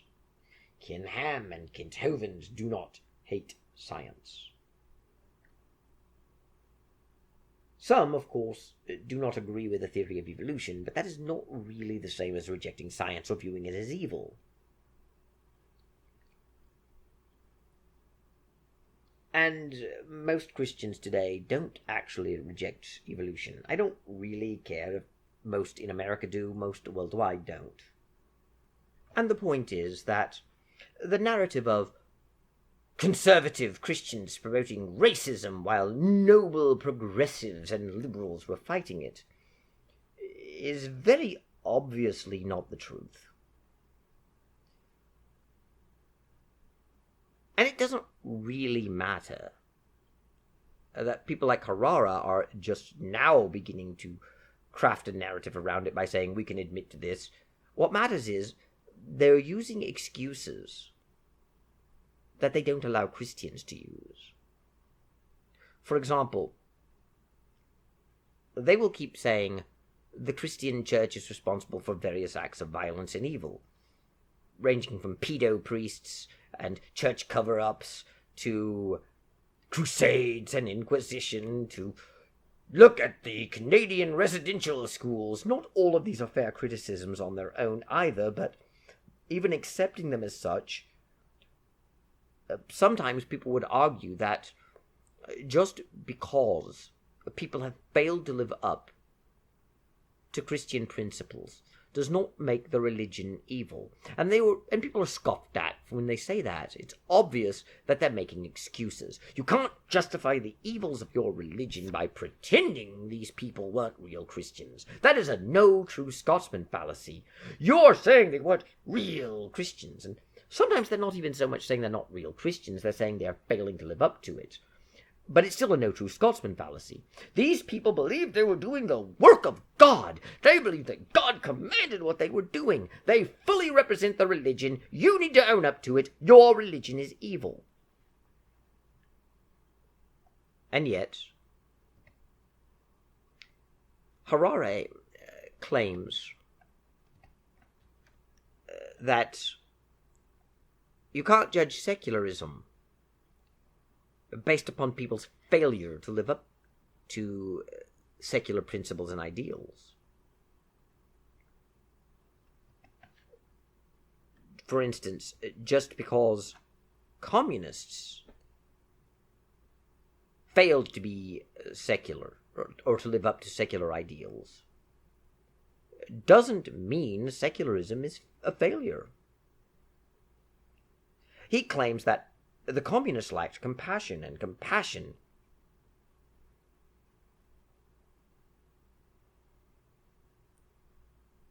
is inherent to secularism. A commitment to truth is inherent to secularism. To quote him, "What then is the secular ideal? The most important secular commitment is the commitment to truth," he puts that in bold, "which is based on observation and evidence, rather than on mere faith. Seculars strive not to confuse truth with belief. If you have a very strong belief in some story, that may tell us a lot of interesting things about your psychology, about your childhood, and about your brain structure, but it does not prove that the story is true. Often strong beliefs are needed precisely when the story isn't true. In addition, seculars do not sanctify any group, any person, or any book, as if it and it alone has the sole custody of truth. Instead, secular people sanctify the truth wherever it may reveal itself, in ancient fossilized bones, in images of far-off galaxies, in tables of statistical data, or in the writings of various human traditions. This commitment to truth underlies modern science, which has enabled humankind to split the atom, decipher the genome, track evolution of life, and understand the history of humanity itself. The other chief commitment of secular people is to compassion. Secular ethics relies not on obeying the edicts of this or that god, but rather on a deep appreciation of suffering. For example, secular people abstain from murder not because some ancient book forbids it, but because killing inflicts immense suffering on sentient beings.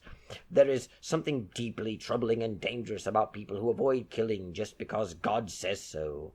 Such people are motivated by obedience rather than compassion.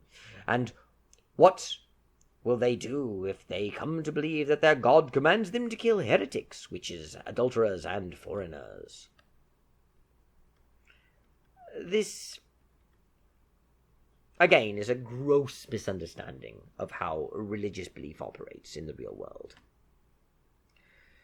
People do not believe murder is wrong if they are Christian or Muslim or Hindu or what have you, simply because some book said so, or this book said that's what God said. That is reductionist.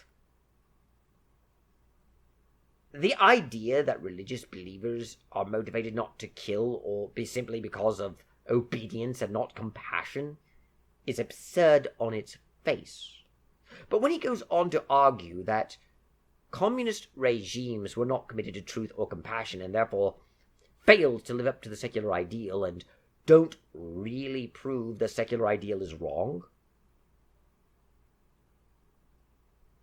he's ultimately saying that only success stories from secularism will ever count as real examples of secularism. Things he approves of will be quest for truth. Things he approves of will be compassion.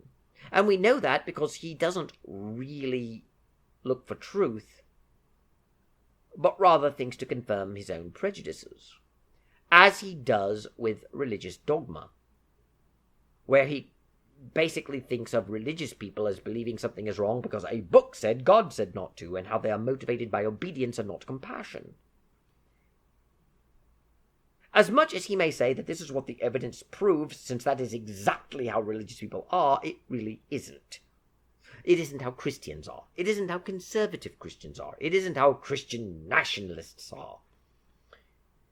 People don't think murder is wrong simply because the Bible says it's wrong. Rather, they think the Bible says it's wrong because it is wrong. And they don't think God is just arbitrarily declaring it's wrong. They think there's always a reason to it.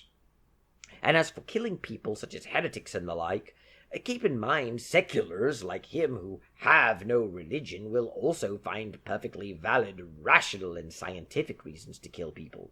They have in the past, after all. Anything ranging from a warfare over resources to a belief that one race is superior to another because science has proven it. Look at the statistical data. This is exactly what Carl Pearson and other eugenicists said. Ironically, one of the people who gave us the idea that science and religion are in conflict, John Draper, said this. And he was a eugenicist. You see, one of the ways that religion and science were in conflict was that religion prevented the full implementation of eugenics, which promised to transform society by forever banishing crime and mental disorders and disabilities. And it would do so by improving the breeding stock of humanity through the sterilization of the unfit, perhaps the elimination of the unfit in an untimely demise, albeit one that would be understood as timely and beneficial, and by making certain that only the right sort of people bred. And eugenicists were well known for opposing what was then known as amalgamation. This would be the idea of one race mixing with another, especially since it was simply obvious and proven by science that certain races were superior to others. And keep in mind, it was not the Christians saying this, it was the rationalists and freethinkers like Charles Bradlaugh, who thought that people of an African extraction, though that is not the word he used, though to be fair, the word he used was not considered offensive by anyone in the day that he used it, and even the people of this extraction used it for themselves, and it was not intended as an insult, but it is seen as such today. But the people of an African extraction were seen by Charles Bradlaugh, founder of the National Secular Society, as closer to chimpanzees than the Caucasian was, or for that matter, closer to the chimpanzee than they were to a Caucasian. And this sentiment is shared by Karl Pearson, by Herbert Spencer,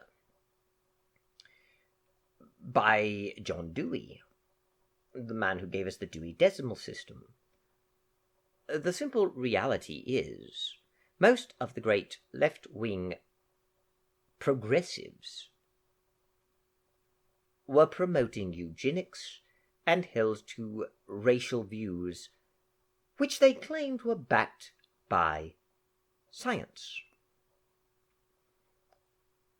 And yet now, we wish to depict it as the liberals and the progressives fighting racism, and the conservatives supporting it, especially conservative Christians. Which is especially odd, given that Charles Bradlaugh was critical of Reverend McMahon and Bishop Biswick, specifically for promoting the view of racial equality. One of the arguments that Bradlaugh used against Christianity was that God was unjust and unfair as portrayed in Christianity, since, according to the good bishop, God created this life to be one of trial, in which we perfect ourselves or destroy ourselves based upon our choices, and gave us all the same goal to attain, with all of the same ability to attain that goal. And he argued against that based on the fact that people of African extraction were clearly inferior and closer to chimpanzees than they were to the Caucasian, and that God was unjust to demand the same of all men, since not all men are the same. So he was arguing against Christians, saying that the races are equal. And yet, the narrative today is that it was the Christians arguing for the inequality of the races, and it was progressives who are arguing for racial equality. I had never really believed the idea that one could promote a secular society where such fallacies do not occur. Not because I think religion is superior to secularity. Rather, there is no such thing as religion. Religion is a category we use to define a type of thing, but to imagine all religion as fundamentally the same in some way ignores the fact that religions are actually composed of various different beliefs, and there is really no distinction between a religion and a philosophy. And as I said, modern-day secularists like to pretend that seculars, as Rhy calls them, are different and have no religion and think differently than the religious. The simple reality is that in many of the key aspects where he shows a clear difference, what we actually see is that he thinks in exactly the same ways he claims the religious do. Not so much because he appeals to the supernatural, but he certainly, while not admitting it, draws all of his beliefs from books he has read. Oh, there's more than one book, certainly, not just the one book that religious people use, but let's be honest. Most religions do not really have a single holy book, like modern secularists tend to think, and even with Christianity, you don't really have the one holy book, the Bible. You actually have various different books, depending upon, of course, which canon and how you delineate the distinctions. For example, Jews have 24 books, but the 24 books that serve within the Jewish Tanakh, or the Jewish Bible, correspond with the 39 books that Christians refer to as the Old Testament. And they're actually the same books, it's just that the Jews have combined some of them as a single book that Christians use as separate ones, or I suppose you could say Christians have separated them. Doesn't really matter. The point is that they're the same books. In addition, Christians have 27 books in the New Testament, and Catholics, as well as Orthodox and a few others, have more than 39 books in the Old Testament. Depending upon which canon you use, they could be 7 or 9 or 12 or something along those lines. The Ethiopic Teoani Church has 81 books, for example. And they are called books because they are books. They are not chapters in a single book. And there's this collection of them that are being used. And as I said, Harari, as well as other secularists, don't really understand that for a Christian, it isn't so much because the book said so, I believe it, that settles it, and that's the end of it. Even the dreaded fundamentalists don't actually think that way. So,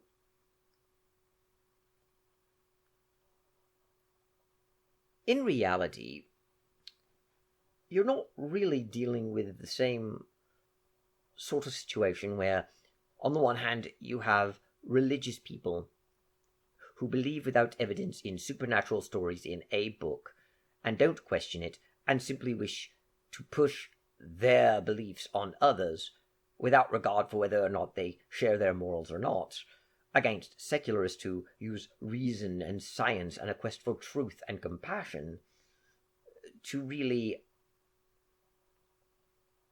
understand the world around them and create just laws. What you really end up having is secularists, in effect, vilifying religious people, or at the very least, vilifying conservative religious people, who they see as believing in scriptural literalism and taking their religion too seriously and not embracing secular values, while all the same time doing exactly what they condemn. And therein lies the problem that I have with this narrative. They oversimplify religious belief as belief in a book, thinking something is wrong because a book said so, thinking something is wrong because they think God said so, without any further development to that thought, as opposed to a secularist who, of course, uses reason and evidence. They don't take into account the possibility that reason and evidence could be used to support a religious position. They don't take into account that religious belief itself could actually be based upon real-world situations and real experiences that real people have had. They simply see it as supernaturalist beliefs that are disconnected from reality and that people believe in with no valid reason, since they don't use reason and evidence but take it on faith, which by definition is belief without evidence, whilst the secularist is rational and logical and pushes secular values based upon, well, logic and reason and evidence. And this is problematic because, while at least Harari recognizes secular regimes have done horrible things, he claims that we cannot fault secularism on this, while at the same time we can fault religion for the bad things done by the religious, because the religious simply believed God willed it, and therein lies the problem. If Harari and others like him are assuming that religious people don't have an actual reason beyond God said so, then obviously what they're saying about these positions would make far more sense, but that's not the real world we live in, and they're not addressing the issues that the religions are addressing or the religious people are addressing. They're simply dismissing them as irrational nonsense, which are not based on any real world thing, just on what you think a god wants. And that's what makes it unfair. Especially considering that Harari claims that to be truly involved in the secular ethic, you need to put above all a quest for truth. And yet, he does not seek out the truth of how religious people think. He already knows they just believe because some book said so, because their religious leaders say so, and because they think God said so. Religious people oppose abortion because they think God doesn't like it. They don't know why God doesn't like it or care and have no valid reason. They just know God doesn't like it and want it banned. Whereas secular people use the science and evidence to realize that abortion is a perfectly moral act. And let's face reality, you can't use science to determine the morality of abortion. You can use science to determine specific things that would contribute to your moral decisions, but you cannot use science to determine actual moral values. Sam Harris claims you can, but he fell back into utilitarianism and redefining and broadening science to the point of absurdity. And that is ultimately going to be the problem you keep running into with secularism. Secularism can never fail, simply because when secularism fails, it is not secularism. However, religion can fail because every failure that we can attribute to religion was the fault of religion.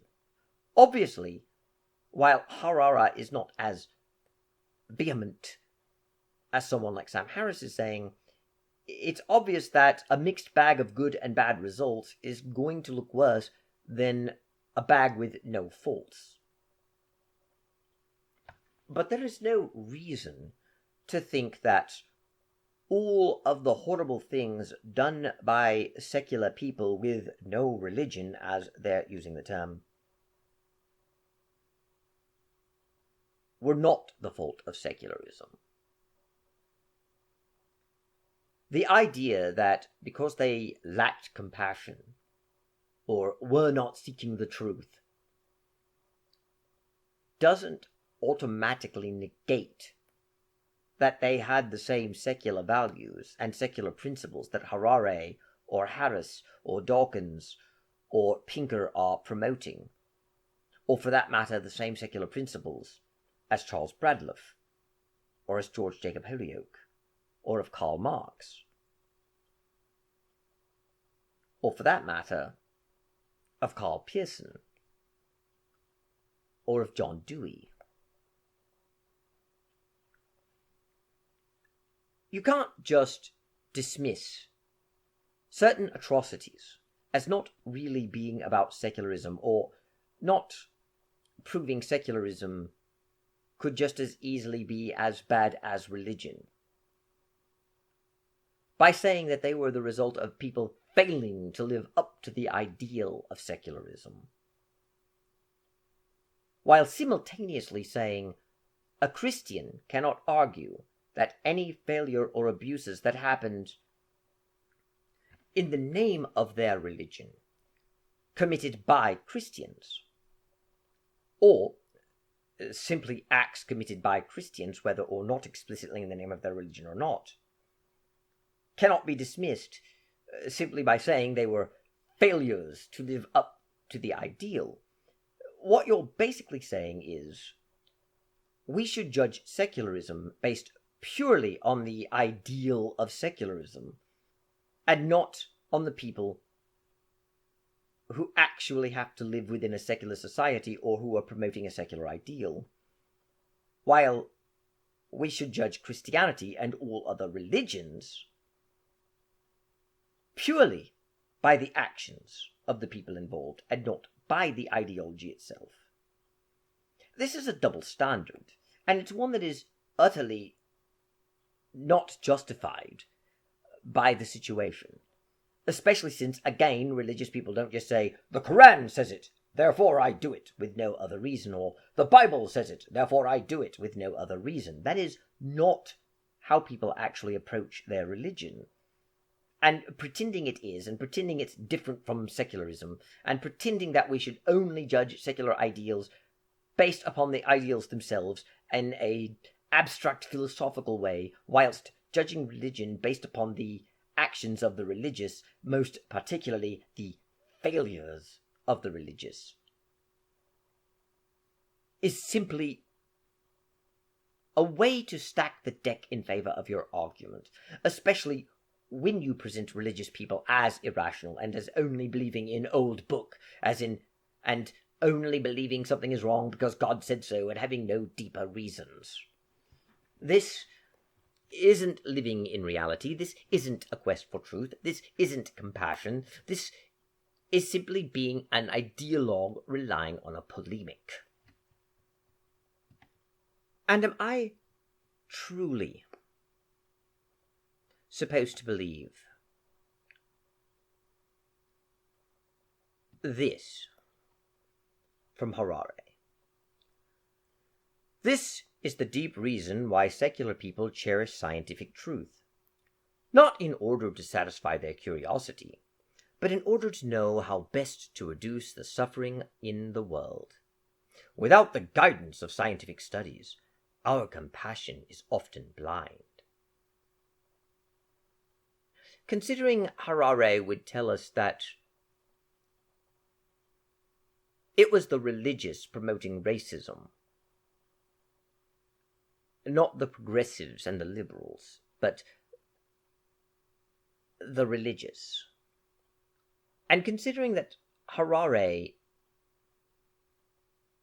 has already dismissed atrocities committed by Stalin and by others, reading these words after having read the whole book, one has to wonder. The eugenics movement justified what it did, including its racism, based on a love of science and a desire to be guided by science.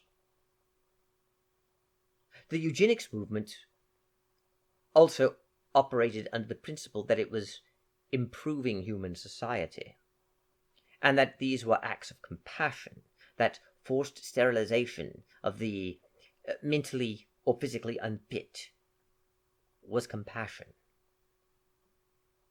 that the extermination of inferior races was compassion. secular people in the late 19th and early 20th century outright condemned Christianity for promoting miscongeniation, which means race mixing, and supporting a world in which the unfit are given the ability to breed and lower the quality of the human stock.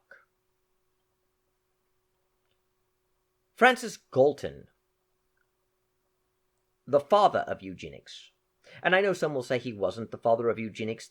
Eugenics was actually created by a Christian minister, Malthus. But Thomas Malthus did not create eugenics. He did come up with the idea that overpopulation might be a problem, but he never promoted select breeding. So the idea that Malthus is the creator of eugenics is rather just an attempt to kick the can back to Christians. But Galton, an atheist who actually wrote a study showing, he claimed, that prayer was ineffective, and someone who ridiculed religious beliefs that people held about God, while at the same time wishing a new religion to be created like they all did back then,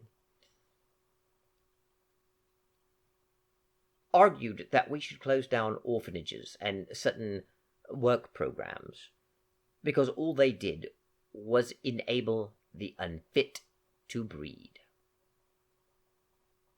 Compassion, guided by science. Secularism is not inherently more compassionate than religion. Religion is not inherently lacking in compassion.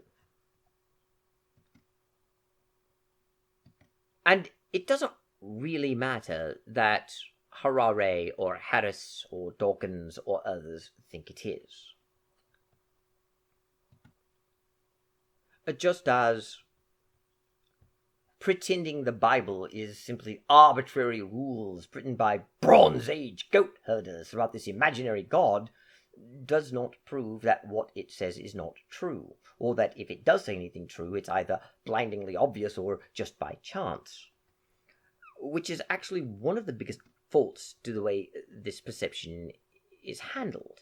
For example, right before he mentioned why secular people cherish science, and it's because it will tell us properly how to live in our world and eliminate suffering, he said this: "You don't need God or the Bible to oppose incest. You just need to read the relevant psychological studies." What is that even supposed to mean? I know people like Harari have a simplistic view of religion, but Christians in particular believe that nature itself speaks about God and the divine order, and that certain moral truths can be ascertained through nature and through natural means. The idea that Christians believe incest is wrong only because the Bible says so is not really the truth. And that matters because, according to Harari, one of the values of secularism is, and I quote him, this: "The most important secular commitment is to the truth." And he puts truth in bold, so I suppose I should read it. "The most important secular commitment is to the truth, which is based on observation and evidence rather than on mere faith. Seculars strive not to confuse truth with belief. If you have a very strong belief in some story, that may tell us a lot of interesting things about your psychology, about your childhood, and about your brain structure, but it does not prove that the story is true. in parenthesis. Often, strong beliefs are needed precisely when the story isn't true, out of parenthesis. Of course, by story he's talking about religion, and the stories in the Bible or the Quran or some other silly old holy book. The problem is, he has his own storybooks. He has his own religion. He doesn't call it that, but that's exactly what it is. And we don't see in the real world religious people, be they Christians or Muslims or Hindus or any other religion, behaving or approaching their beliefs the way that ardent secularists like Harari says they do. The simple reality is that Harari's own story that he believes is something he believes in spite of the evidence, not because of the evidence, and in which he looks for things that he can cherry-pick as proof of his story, even if what he's using is extracted from a broader context that would disprove it. And that is exactly what you see in Leipen's article that I read, or that you see in Sam Harris's work, or that you see in other liberal news outlets, or that you see in secularist circles, or in militant atheist circles. The same circles that will inform us that Christian nationalism is one of the gravest threats facing democracy today, and is a principal threat, and who claim that, while Christian influence is declining, this has radicalized the extreme right into violence, and that they are obviously going to be violent, and remind you that January 6th, the insurrection that occurred in 2020 on January 6th over Trump, whom they believe to be anointed by God himself, and they must fight the demonic forces to get him in, and who will dispense with democracy to do the will of God, as a dangerous threat, has hitherto not been particularly violent. You can point to January 6th and the riot all you want. The simple fact of the matter is, we have more left-wing riots than we have Christian nationalist riots. And indeed, between 2019 and 2020, anti-Christian hate crimes in Europe, including church vandalisms, arson attacks, property destruction, assaults on people who are Christian, assaults on people who are Christian at worship, assaults on clergy, even killing clergy or killing people for attending worship services, has gone up in Europe. And yet this is all dismissed if I bring it up as the Christian persecution complex, while we are informed of the real danger being Christian nationalists who really aren't contributing heavily to the violence in our society. It is not a quest for truth. It is a quest for validation of our secular principles and secular society. And it is the same sort of self-referentialism that they are accusing religion of having, of believing in their holy books and their holy men, even though they don't call them holy books and don't call them holy men. Because after all, when you see all of the secularists repeating the same claims, using the same terms, you know they're getting it from each other. And before someone tells me that different individuals can look at the facts and draw the same conclusions, none of you ever seem willing to admit that similar language is a key part of what I'm saying as well. The simple truth of the matter is, the modern-day secularists are referring to other modern-day secularists. Most of them are also members of various organizations that promote the same beliefs, or else, if you're talking about the rank and file, are deriving their information from those sources, like the American Humanist Association. The pretense that they are simply neutral to matters of religion and basing their beliefs on evidence and reason conceals the reality that they begin from a premise that their humanist beliefs are true, and that This truth is simply foundational and cannot be questioned. They do not allow you to question whether or not you would actually hold the same secular values they hold if you did not follow religion. If you are an atheist and don't agree with them, then they will often accuse you of following a form of religion.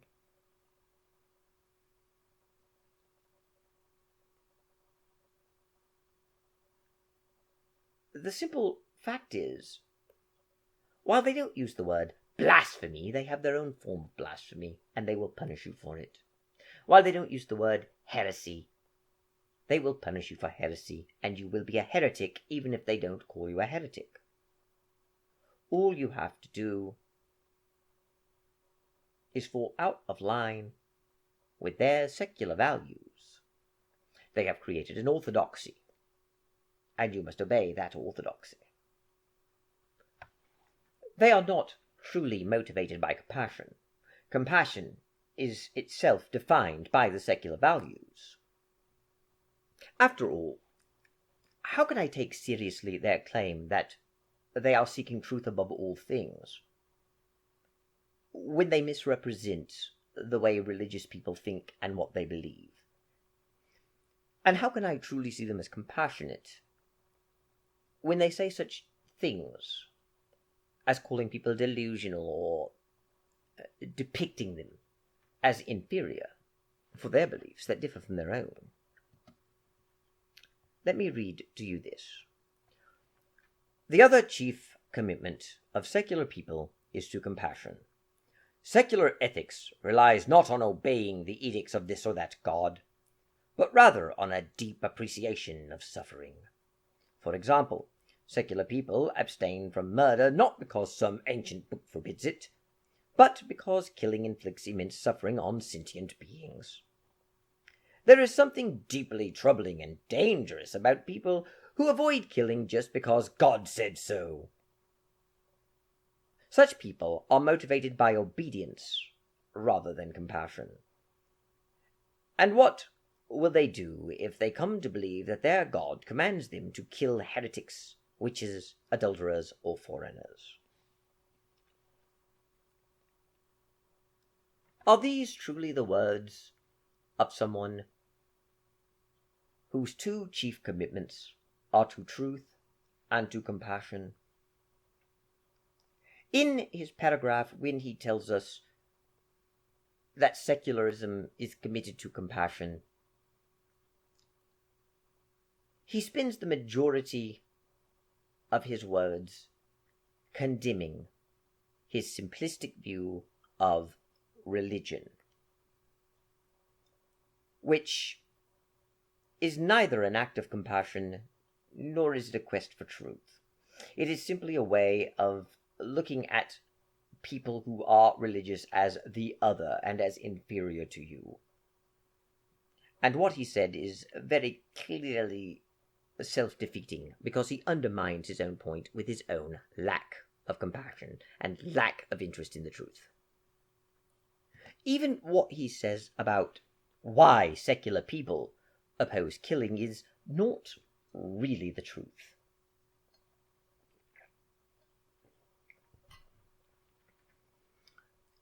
You see, throughout history, not everyone has believed that it is wrong to cause suffering to sentient life. And while he could write that off as people in the past being religious, not secular, the secularism he himself follows came from a Christian culture and developed at a specific time and place. Of course, my argument will be misunderstood. I am, of course, going to be told that I'm irrational for thinking no one could possibly oppose murder unless they were Christian, but that's not really the point I'm making. You see, he chose the example of killing, not I. And every culture in human history has opposed some killing. while endorsing other killing. Or at least, most have. All of them, of course, opposed at least some killing. But there have only been a tiny, tiny, tiny fraction who opposed all killing. And included among them would be the Jains, whom Sam Harris appreciates, but also the Amish and the Quakers, who are Christians, and they are not moderate believers who don't take their religion seriously. Even secularists like Harari or like Harris have stated that killing is sometimes justified. And while his words here would vilify Christians or Muslims or any other religious person who believes ancient books said, the simple fact of the matter is, Harari avoids killing because the books that inform who he is and the society and culture he comes from does. If we had developed from a society that was more rooted in traditional Roman values, had Christianity not come along and had the Roman ethic as it stood prior to Christianity endured, and more than likely it wouldn't have, because even without Christianity things change, but for the sake of argument, it may well be that we would live in a society that fundamentally understands that a father has a right to kill his own children simply because he is their father. And indeed, that is where the old saying came from. I am your father. I brought you into this world, and I can take you out of it. In ancient Rome, killing one's father was more grave than other regular murder. Not because it was wrong to cause suffering on sentient beings, but because he was your father, and he was owed your loyalty and your duty and your respect. But a father's say over his own children, well, a father does not owe his children the same things that a child would owe his father.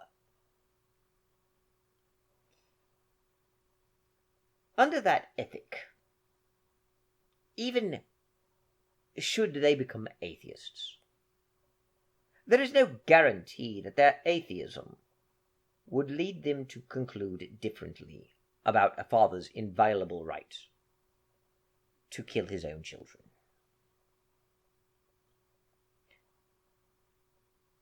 Societies, even amongst societies of atheists, will often justify killing people for a variety of reasons, and the largest one, of course, being war. But even barring war, Sam Harris famously said that some people's beliefs are so dangerous that it may very well be justified in killing them.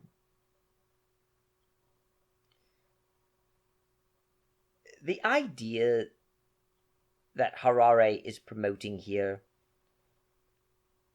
that religious people are not motivated by compassion, but simply by obedience, and that is what makes them distinct from secular people, is one that he asserts as a fact, without really considering that atheists can be just as driven by obedience as any religious person. What's more, is it really fair to say a religious person believes killing is wrong purely because an ancient book said so, or purely because they think God says so? Is it really true that if a religious person refuses to kill, it is not motivated by compassion but by obedience? Is it really true that this is troubling and dangerous? Well, not really. You see, the world's great religious traditions don't tell us to simply obey the will of God and to obey edicts and simply to do what you are told, simply because God says so. Again, the idea that religious people simply obey what their religion tells them, or believe what their religious book says, or just do what God says, is an oversimplification. And the idea that religions simply give you a list of morals and tell you God wants you to live this way and give you no reason why and simply demand you obey them because God says so, is as ridiculous as looking at the holy books of religions as books of stories you believe in about the supernatural. It is also contradictory since, on the one hand, we're supposed to view things like the Bible, the Quran, or the Hindu scriptures as books of supernatural stories about gods that you are told you must believe are true, while at the same time viewing them as books teaching us religious morals, but doing so purely by giving us edicts and telling us to obey. So that the religious person has no basis in observation and reality and evidence for their beliefs. They just believe without evidence what some old ancient book says, and are purely motivated by obedience rather than compassion, because they think God says so, whereas a secularist is so much more moral because they are so much more compassionate. Am I genuinely supposed to think that's true? Because I remember very clearly from the Bible that Jesus taught compassion. He did not teach simple obedience for its own sake. Jesus taught us to love our enemies, not simply to mechanically do good for our enemies because God says so. Jesus taught us to be humble. Jesus taught us to be truthful. Jesus taught us to care about others. And the same can be said of other world religious traditions. One cannot read the Sermon on the Mount and honestly say that Jesus doesn't care about compassion, only obedience. That is quite clearly not what is being taught in the Bible. It is quite clearly not what Christians of any denomination, as they would call it, actually teach. That is not the way religious people engage in their faith. Not even the dreaded fundamentalists think that way. Of course, modern-day secularists and atheists can ridicule the Bible as being unloving. Jesus did say, after all, I come not to bring peace but a sword, and that your enemies will be your own family. But if you honestly believe Jesus was saying that you should take up a sword and kill family members for refusing to be Christian, you are simply not a rational person. And dismissing people telling you that this is not literally true as throwing up a symbolic meaning to get rid of the barbarity of their religion, or saying it's just a metaphor proving they cherry-pick what parts of the Bible to believe or not, then you're simply being stupid as well. People aren't saying this is just a metaphor, meaning just a cute little story that I don't think is true and I'm ignoring. They're telling you Jesus did not mean to kill people in this verse. They're not saying they don't believe the verse is true, and it is obviously meant as a figure of speech. A lot of the times when you hear about Jesus ordering people to kill people for refusing to convert and bringing up the I come not to bring peace but a sword, or talking about Jesus saying to bring his enemies to him and kill them, they're not being honest with what the text actually says. Luke chapter 19:27, for example, does not have Jesus telling people to bring his enemies before him and kill him, and is not Jesus saying to kill those who refuse to become Christian. While Jesus spoke the words, they were part of a parable, and the words actually belong to a king putting down a rebellion. And the I come not to bring peace but a sword quote is simply saying that people will be divided in their view of him, and that this will cause rifts between relationships. It is not talking about violence of any kind. So, naturally, when people talk about how hateful Jesus is, they are being as silly as saying that he didn't exist at all. It's fairly obvious that the atheist community is irrational, not rational, and it is equally obvious that for all of their talk of being compassionate and empathetic, they're not. After all, these are the same people who constantly ridicule me as a tribe for randomly capitalizing words, even after I have told them it's not random and I follow a pattern. After all, if the super smart atheists didn't notice the pattern, there is none. And after I explained to them that I'm legally blind and dyslexic and am following a pattern that I based on an older style of English that's closely related to the German, and that I use this to help my eyes focus, well, they dismissed the explanation as a lie. I randomly capitalize words because I'm bad at grammar, and because I'm too stupid to even know proper capitalization, everything I say is wrong.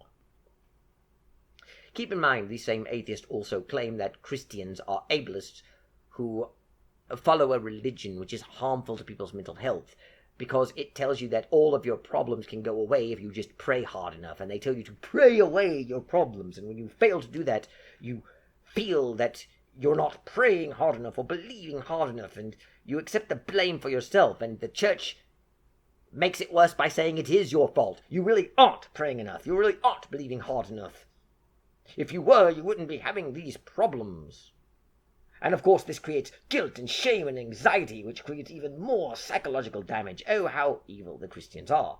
And of course atheists are filled with compassion and with empathy. That is why they never make fun of disabled people, and why, when they point out that I'm randomly capitalizing words because I'm an idiot with bad grammar, it is entirely honest. I really do randomly capitalize words, and the truth is I do it because I'm an idiot and I deserve to be denigrated. Because if they were ridiculing me for a disability and how I compensate for it, they would be ableists and harmful to people's mental health. And we all know atheists are filled with compassion, don't we? The simple truth of the matter is, Harari is not compassionate, and he doesn't care about the truth. He's decided that his idea of secularism is truth. And he's decided religious people are irrational and believe in nonsense for no reason. He's decided that they only oppose certain things because an ancient book said so and God says so. And they've decided that since God definitely does not exist, their belief is delusion. Just as they've decided that saying that God definitely doesn't exist is not making a claim that God doesn't exist, because the word atheism is defined as a lack of belief in a God, and an atheist is, by definition, one who lacks belief in a God, and as an atheist, they merely lack belief in a God, and a lack of belief is not a belief, and atheists make no claims and have no burden of proof. At the same time, we are required to accept that atheism is true, because atheism is the null hypothesis. Atheism is the default position, which is odd, because the reason atheists do not have to prove atheism is true and supply evidence for it is because atheism is a lack of belief in a God, not a belief that God does not exist, and atheists make no claims and have no burden of proof. That means that atheism is a mere psychological state in which one lacks belief in a deity. This means that atheism can be neither true nor false, since it has said nothing. And since it has said nothing, one cannot accept that it is true, neither can one reject it as false. And yet, we must accept that it is true. We must accept that God does not exist until God is proven to exist, because it's the default position. So atheism is simultaneously a psychological state in which one merely lacks belief in a God, and does not believe there is no God, makes no claims, and has no burden of proof, while at the same time, atheism is a claim that God does not exist, that also does not require the burden of proof, because it is the default position that we must all accept is true until it is proven false.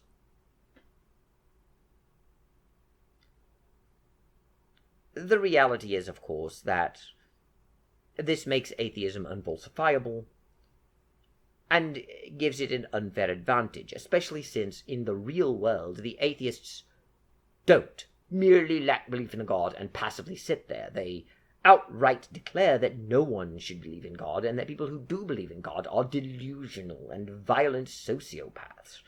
And they say that the world will be so much better once religion has died and reason has prevailed, with their understanding of religion being that a religion is believing in and worshipping gods and supernatural powers. The world will be better off when no one believes in or worships any sort of God, and we live in a purely natural, purely materialist society. As opposed to believing in a supernaturalist society where, while the supernatural doesn't really exist, large portions of society believe it does. This is the problem, because we have to assume it is a fact that the supernatural does not exist. And if I were to even bring up this as a problem with the thinking within the atheist community, then I am claiming the supernatural does exist, and the burden of proof is on me to prove the supernatural does exist, not on the atheist who merely lacks belief and who adheres to the default position that it doesn't exist. But it doesn't change the fact that they have instituted as dogma that we are not allowed to really question that God does not exist, the supernatural does not exist, and that we must accept the reality that we live in a purely materialist universe, all without giving us any reason to do so. They have declared all religions are false, but have no burden of proof to show that they are false. We simply must accept they are false until we can prove they're not, based upon the standards that the atheist community allows, where we have to start with the assumption that they are false. If we don't, we're apologists. And an apologist is inherently dishonest. An apologist begins at his conclusion and works backwards, and nowhere is this more true than in religious apologetics. Religious apologetics is nothing more than an effort to keep people in the faith. Apologetics doesn't exist to convert people and convince them their beliefs are rational. No, people realize that religion is not rational. Rather, apologetics exists to give people who are already in the religion but having doubts an excuse that sounds rational but really isn't to remain in it. It is about safeguarding the religious adherence of people, not about winning converts, because apologetics is ultimately circular reasoning and dishonest. It begins with its conclusion and works backwards. It only includes evidence that it thinks it can support its argument while excluding the much more prevalent evidence that their claims are wrong. And of course, atheists who have no religion do not engage in apologetics. In other words, we have to become atheists to argue that any religion is true, and have to convince people who are completely unbiased and will follow the evidence where it leads, so long as you begin with their assumptions and lead to the conclusions that we all know must inevitably flow from the facts once you accept their premises. Secularists are dogmatic, and they cannot question their dogma because they don't admit they are dogmatic. They don't admit that secularism is its own form of religion. They don't even admit that secularism, as an alternative to religion, has the same faults of religion. Rather, they insist that secularists will follow the evidence where it leads, and it's based on evidence and observation, whilst religion is not. And this will mean that if they end up doing the very thing they condemn religion for, they will always have an excuse to justify it. I have spoken for approximately 3 hours. I don't make that many videos, and that is why I decided to make this one so long. But I shall sign off now. Thank you. God bless, and goodbye.